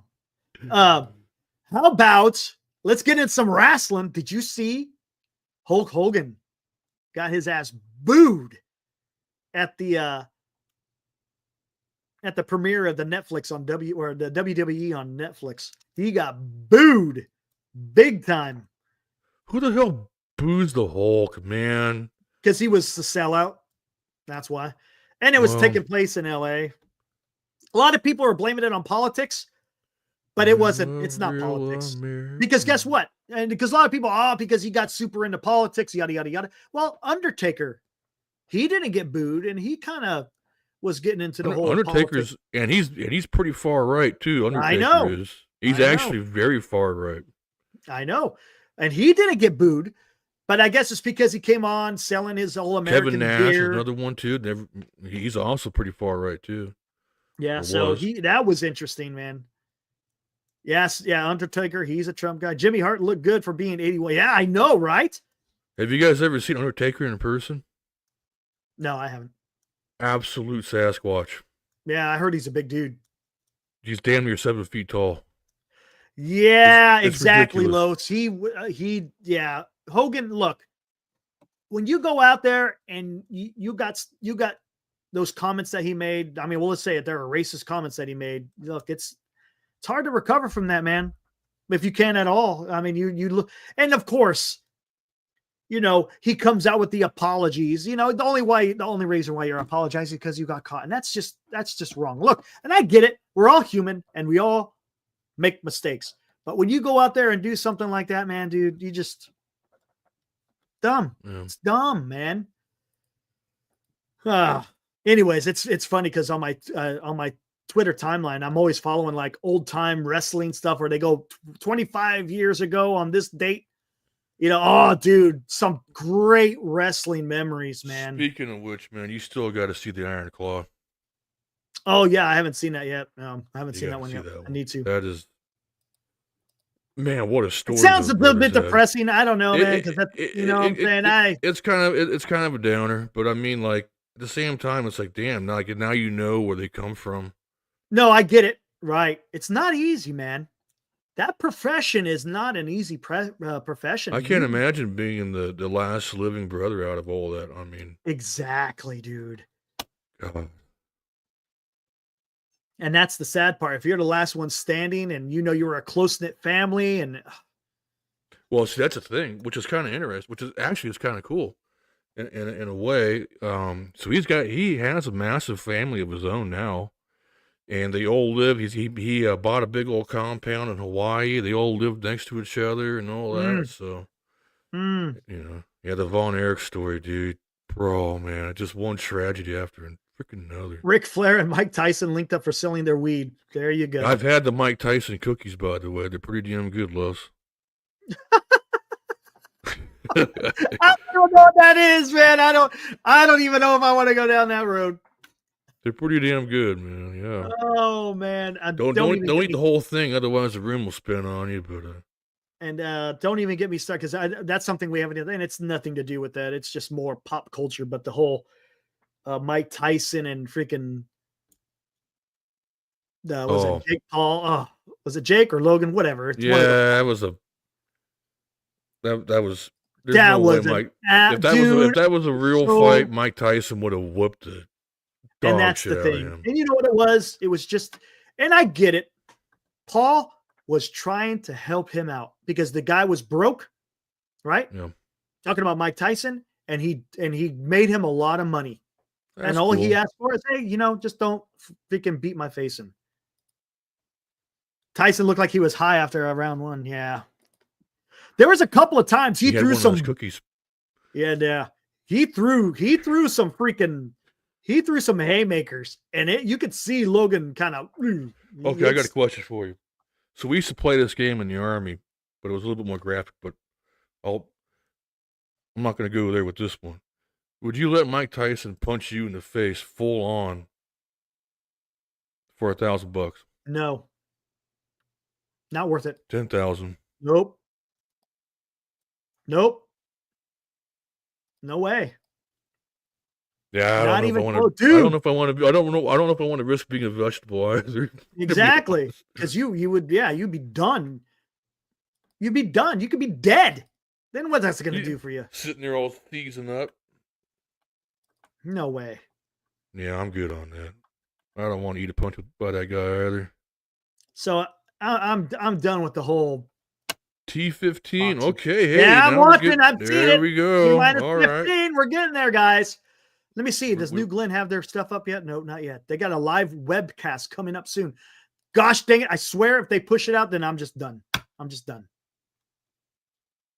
Yeah, you remember that, Dan? You had a little panic attack. Oh. You're almost close to go visiting the wizard, man. Oh, bro. Do I even still have it? I don't think I do.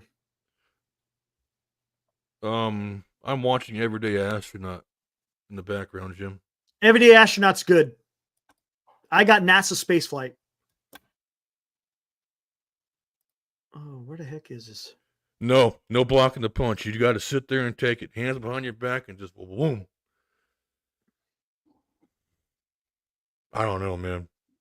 Oh, I don't have it? 100 grand? I'd probably do for 100 grand. Yeah, smack the hell out of me. Cool. Right. Damn it, I don't have it. I thought I had it. I don't know, man. Still, 100 grand getting punched by Mike Tyson. Nope. No way, dude. It ain't worth it, man. I feel like you would have your eye pop out of your socket. You could freaking have your. You'd be a vegetable, dude. Yeah, you could. Yeah.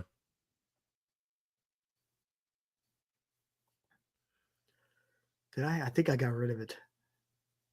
Kyle's asking you how Korea was. Probably cold as hell. Yeah. But yeah, that story that Dan talked about, that shit was so damn funny, dude. Oh my god. Now he said he was marching. Oh, I just got pushed out again, guys. So forget about it. This thing ain't going tonight. It's not happening then. It ain't happening tonight. Let me hear what they're saying. No way that's happening. Damn ads. What the hell, man?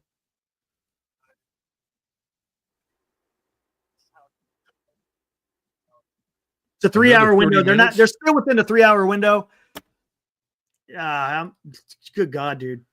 This is what, the 5th push out? So something like that, man. They keep pushing out every 30 minutes. Well, usually they get to about 15 to 10 minutes and then they push it out. So goodness gracious. No buenis, man. And to think Matt Chapman makes $25 million a year to strike out with runners in scoring position. Look at that. Yeah, everyday astronaut. Okay,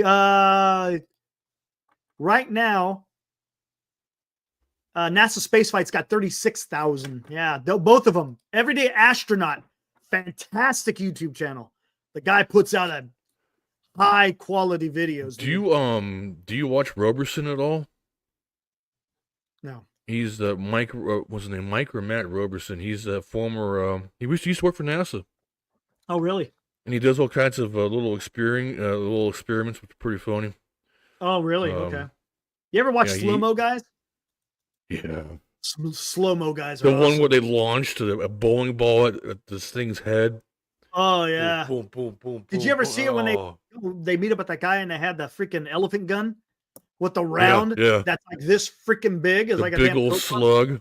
Oh, and they're shooting it through a big old long block of ballistic freaking what is that? What do they call that? Ballistic gel. Yeah. And trail of it. Oh, dude, it's nuts. The slow-mo guys are good. Oh, these idiots, guys. Like they said, it's a new rocket. It's still frosty. They're not detanking. No. I don't know what they're going on. All right, real quick. Be right back. True that. Ground out into double play. Sounds like Yaz.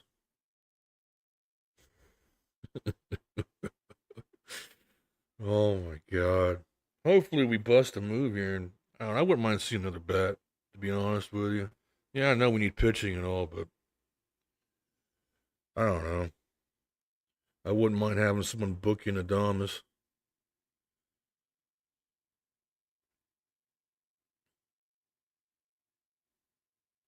I've never been to Korea, Kyle. I'm not sure. Yeah, Lewis is here. Dan's in the house. We got the Arizona squad, man.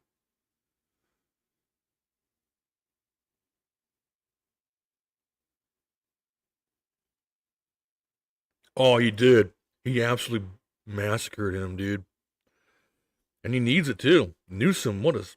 I'm not going to try to say too much on this channel. I don't want you getting in any trouble. But yeah, I smell what you're stepping in. The whole thing is a total failure, dude. I work in the insurance industry, and I got a lot of clients down there in Southern California. And right now I'm mitigating a lot, or at least trying to. I'm helping with the claims areas and whatnot. I don't know. All right, there we go. Yeah. You know what? I'll go. If it pushes out, I'll go. If it sticks around with where it's at now, I'm good. But if it pushes out again, I'm calling it quits, dude.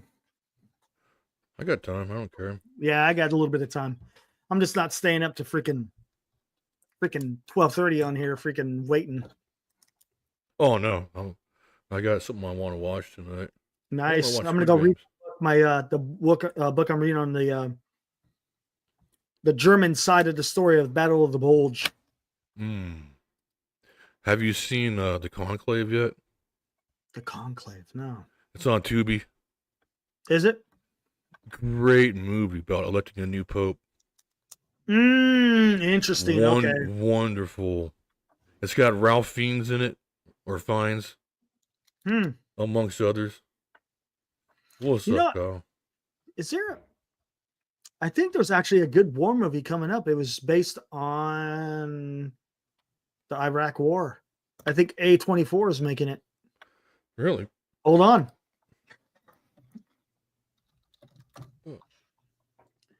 Dude, that's a good movie. I think it's called Warfare. I think it's called Warfare. That was an interesting movie. I still think that nun set them all up. Oh shit! Sorry. Way to go! Way to freaking sorry. go, Will! Yeah. Way to go, Will! Whatever, man. It's still a good movie. Still good to watch. All right. Hey, I don't know if I can play this. Whatever. We got time. Here, hold on real quick. Let me look at this real quick. Refreshing. 30 minutes. Okay, we're so far so good. All right, here we go. Let's check out this trailer. New movie coming out this year. Tour.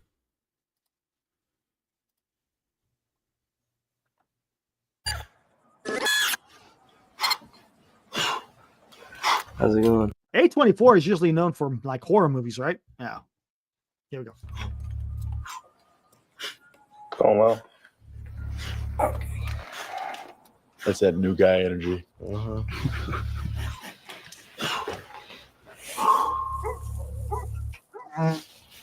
he's back. That's the fourth fucking time he's done that. So you're peeking and probing. Speaking with serious intent to probe. Alpha 2, we might have guys starting to move on our position. Copy. We're getting a buildup of activity here, too. Yeah, I definitely see weapons at this point. Yeah, we have definite massing.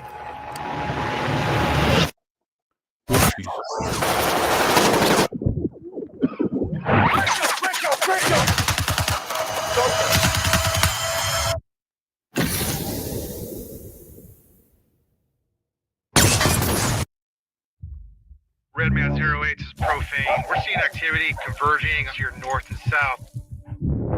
This is Frogman 6 Romeo. We need evac at our last known position.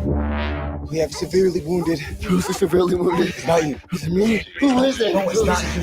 No, who is it? Copy. 1, we're in contact 2. You coming to you or you coming to us? Stand by.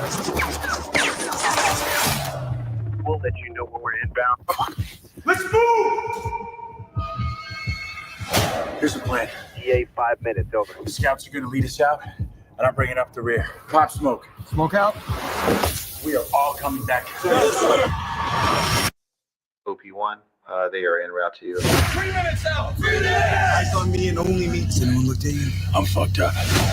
2 minutes out! 2 minutes! Where are you guys? Look for the blood and the smoke! Multiple bad guys trying to get to our position. Inbound! Inbound! Find cover!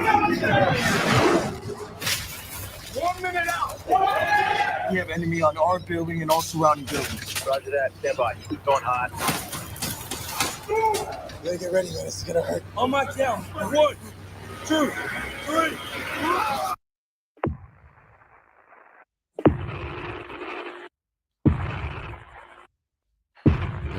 Yeah. There you go. Might be pretty good. What do you think?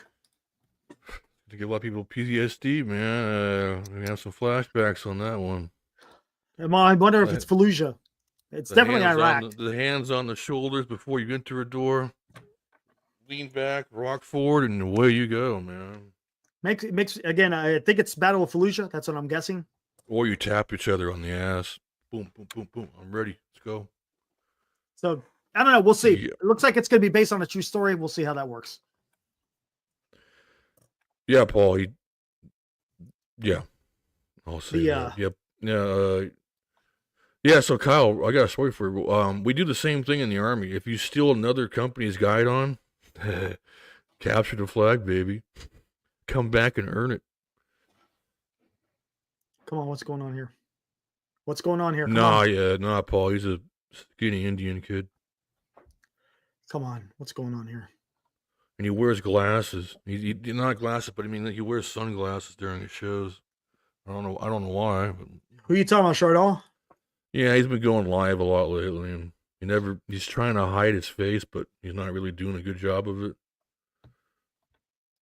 Okay, He was in that one. I sent you this. You showed me that picture. What the hell is he doing? He was in the Green Bay Packers channel. I'm like, what in the hell? This guy goes everywhere, man. Trying to get them subs, man. And the reason why I was in that guy's channel is because I follow Tom Grossi on YouTube. It's kind of funny. What is going on, man? Why is this not? Well, we got pushed back again. No, it's not pushed back. It's freaking. My resolution is shit. You can't see how many internet minutes. suck and win, man. Jeez, man. It's going to be in theaters sometime this year. I'm not sure when. I view him as a big marmot. I'm the big marmot, man.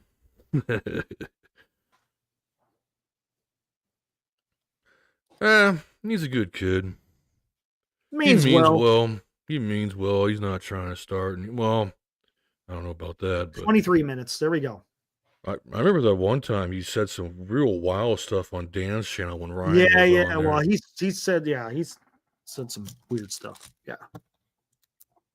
I was like, what the hell is going on? I was at work when that happened too. I'm like, I hear it in my earbuds. I'm like, what the hell did you just say?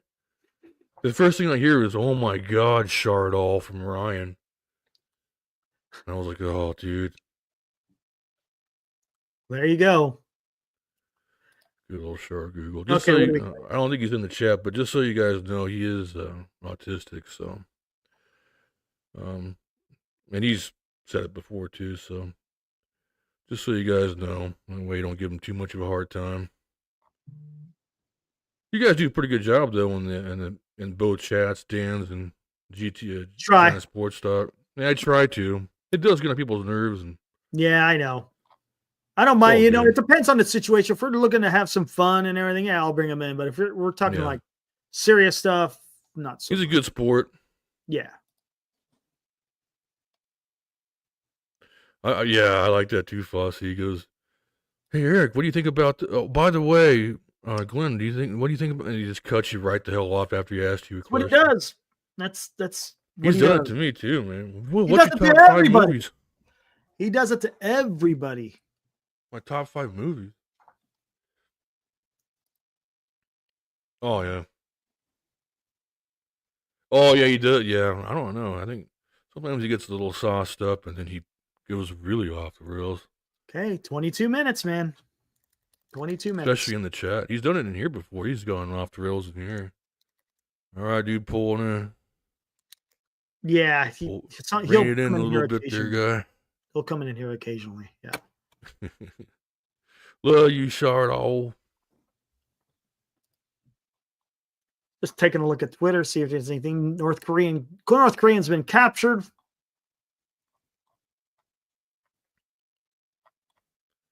Still don't want to hear him till April. Yeah, man. It's his fault we didn't get burned, damn it. God, man. He should have sung that damn song on Christmas Eve, and none of this would ever happen. Byrne was waiting for his song. He never got it.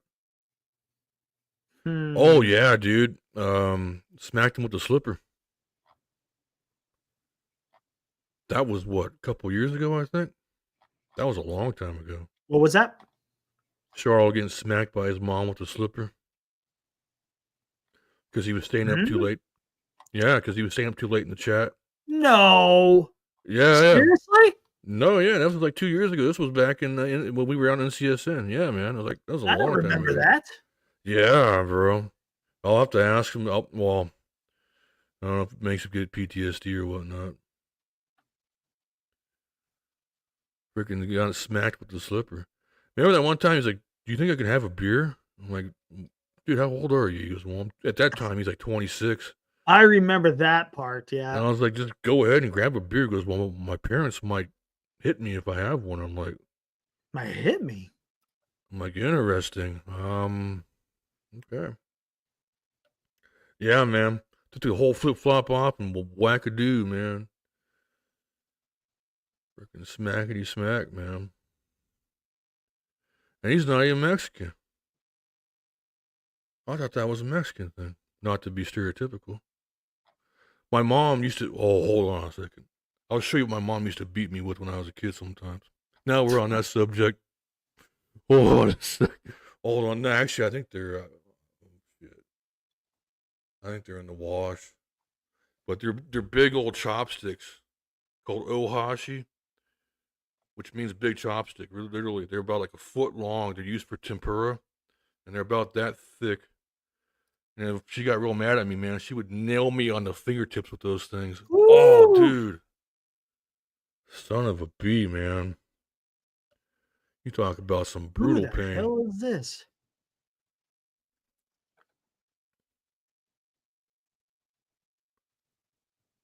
"12 Days of Christmas" was pretty good, yeah. That was. Just repeating the same shit over and over again.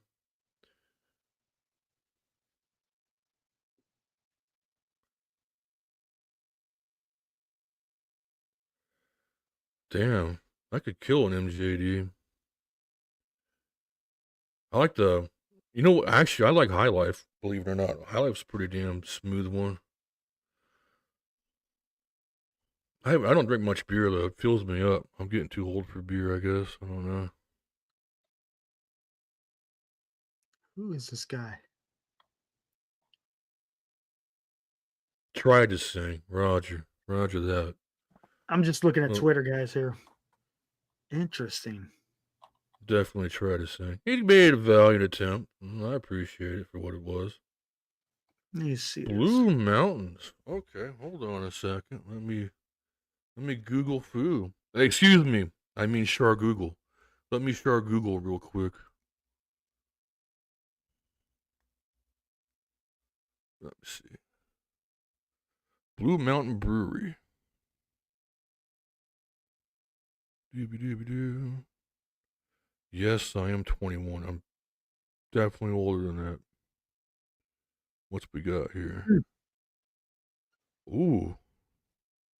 Okay. All right, what do we got here? Come on. The classic lager looks good. 17 minutes. Let's go. Keep going. Oh, you guys talking beer? I still love the German beer, man. Beerdinger. Oh, and then dude. someone brought it up in the chat. It starts with the W. Can't pronounce it. Oh, shit. Oh, hell. We spawned him. I put it out in the universe, and here he comes, man. See, I got Luke Jackson fired, and I bring on Chardot. What's up, Chardot? How you doing, man? No. I knew it. Not right now. We're watching, we're on countdown for a space launch. Been waiting forever. God. Hopefully it happens. That would be nice, man. I want to see this thing freaking go. I want to either see it take off or explode. I don't care at this point. Like, I want some action here, man. Holy shit. Chardot, you were everywhere today, man. I saw you in Cerebral Palsy Gamers Chat. Were you able to go on his show?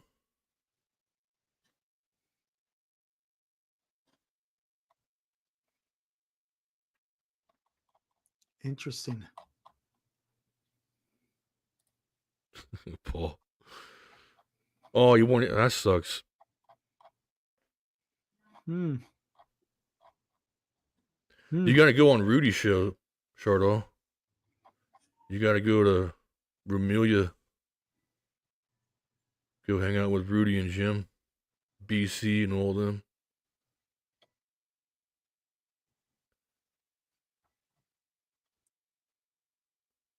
Oh no, Fosse, I don't think he needs any of that. That's pretty damn cool. Yeah, I do. I do know who he is. Yeah, I know him through Tom Grassi.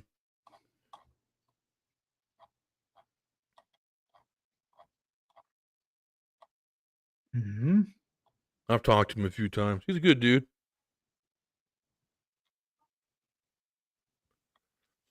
Definitely Holy a Packers crap, fan. what is that?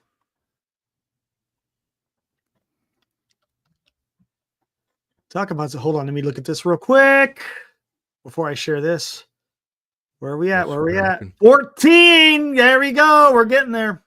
Oh, boy. If we get down to 5, I'll be just happy with that. Look at this. Small number of Ukrainian soft units have reported begin to field the AN PSQ-42 night vision devices. Look at how they look. We didn't have that nice stuff when I was there. Dude, that's pretty damn cool. It literally silhouettes. Did you ever wear MVGs? Ooh, no. Oh, really? Yeah, you don't have any depth perception.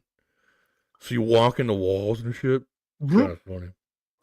That is quite interesting. Do you guys do driving course? No, you don't. It's the Army. Oh, shit.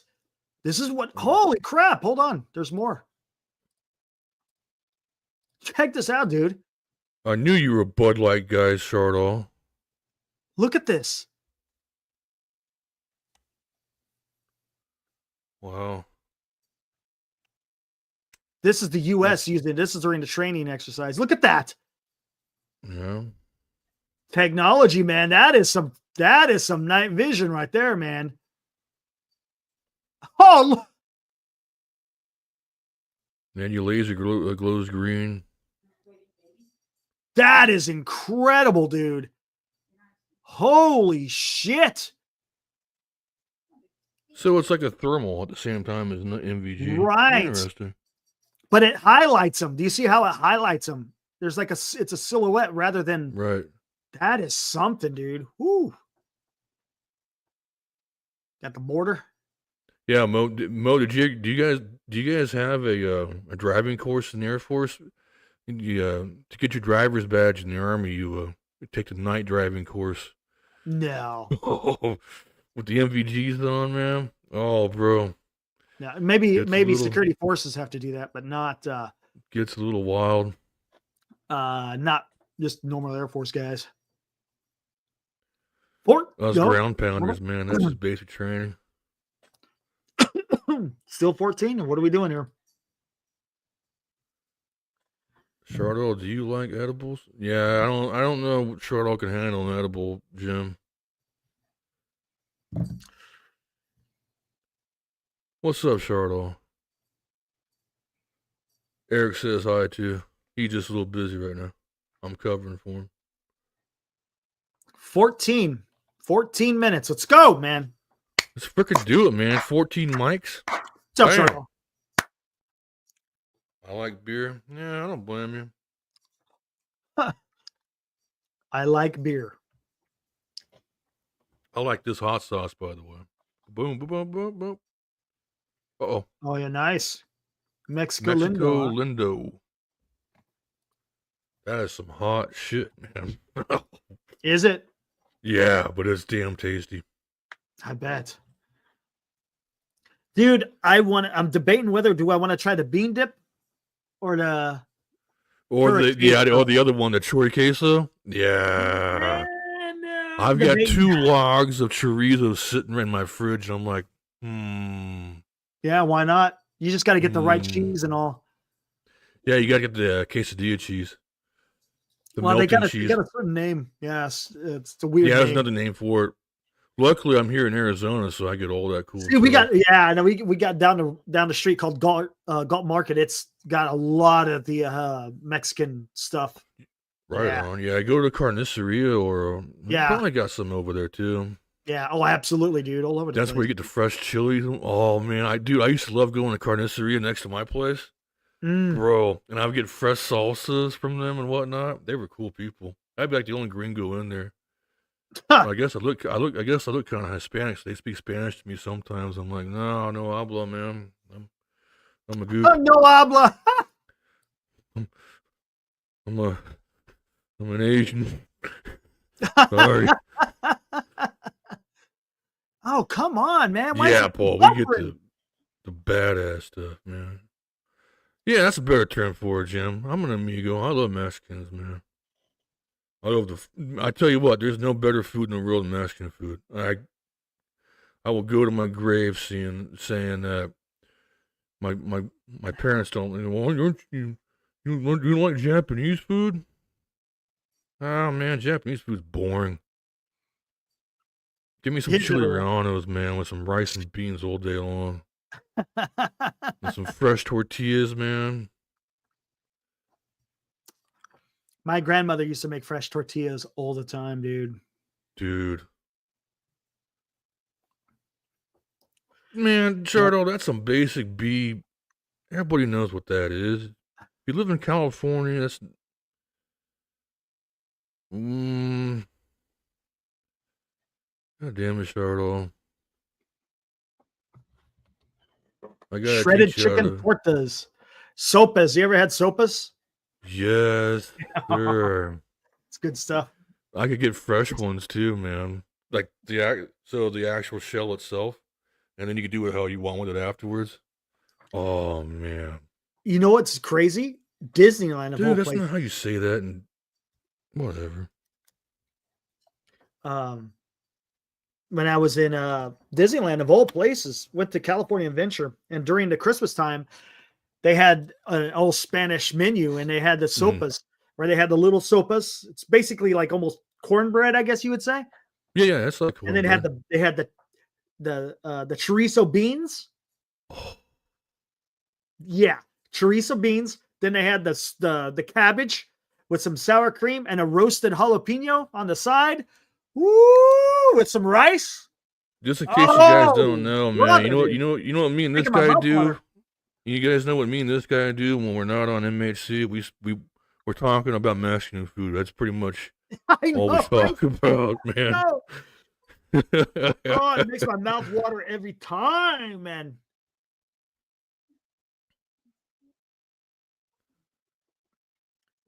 Come on, let's go, man. Why is this thing taking forever? Carl. Shit.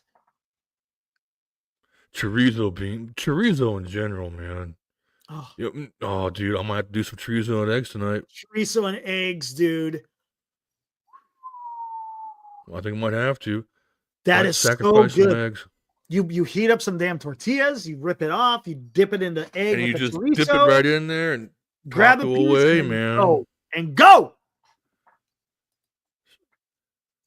Actually, I heard Rocky Mountain oysters aren't too bad, actually. I got pushed out again. All right, guys, forget it.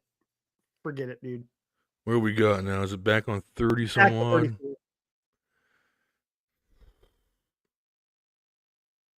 Sea salted caramels? I can't do that, man. I got too many fake teeth and crowns. I'm done. I'm done with that one. So I'm gonna kill those. That. All right, boys. Yeah, it's time to close it down. We gave it the old couple try. It's not working. Oh well. Maybe next time. All right, guys. Hey, thanks for hanging out. Appreciate y'all. Again, in the beginning of the show, if you guys, those of you who came in late, if you go watch the beginning of the show, the first like 35, 40 minutes, again, talked about the Civil War, how the North was able to excel in their railroad strategy. It was kind of more, not necessarily the strategy, more of how they were able to. And again, of course, the North had a industrial advantage, but I was kind of talking about why they had that industrial advantage, and we just got a little bit into that. So anyways, guys, until the next one, you guys enjoy the rest of your evening. Enjoy the beginning of the week. Monday is upon us. This week, maybe this week we will get the announcement everybody has been waiting for this offseason. Roki Sasaki. 3 days. It's like, just get it done with, dude. You've had plenty of time to deliberate. I have heard nothing about him visiting other clubs. I've heard nothing about him talking about having second meetings. So if that's the case, make your decision. Just announce it on the 15th. Get it over with, and let's get on with the damn season. All right. Cheers, Thanks, Will. Appreciate it, man. And we'll be back for the next one. Later. All right, guys. Be good. See ya. Peace.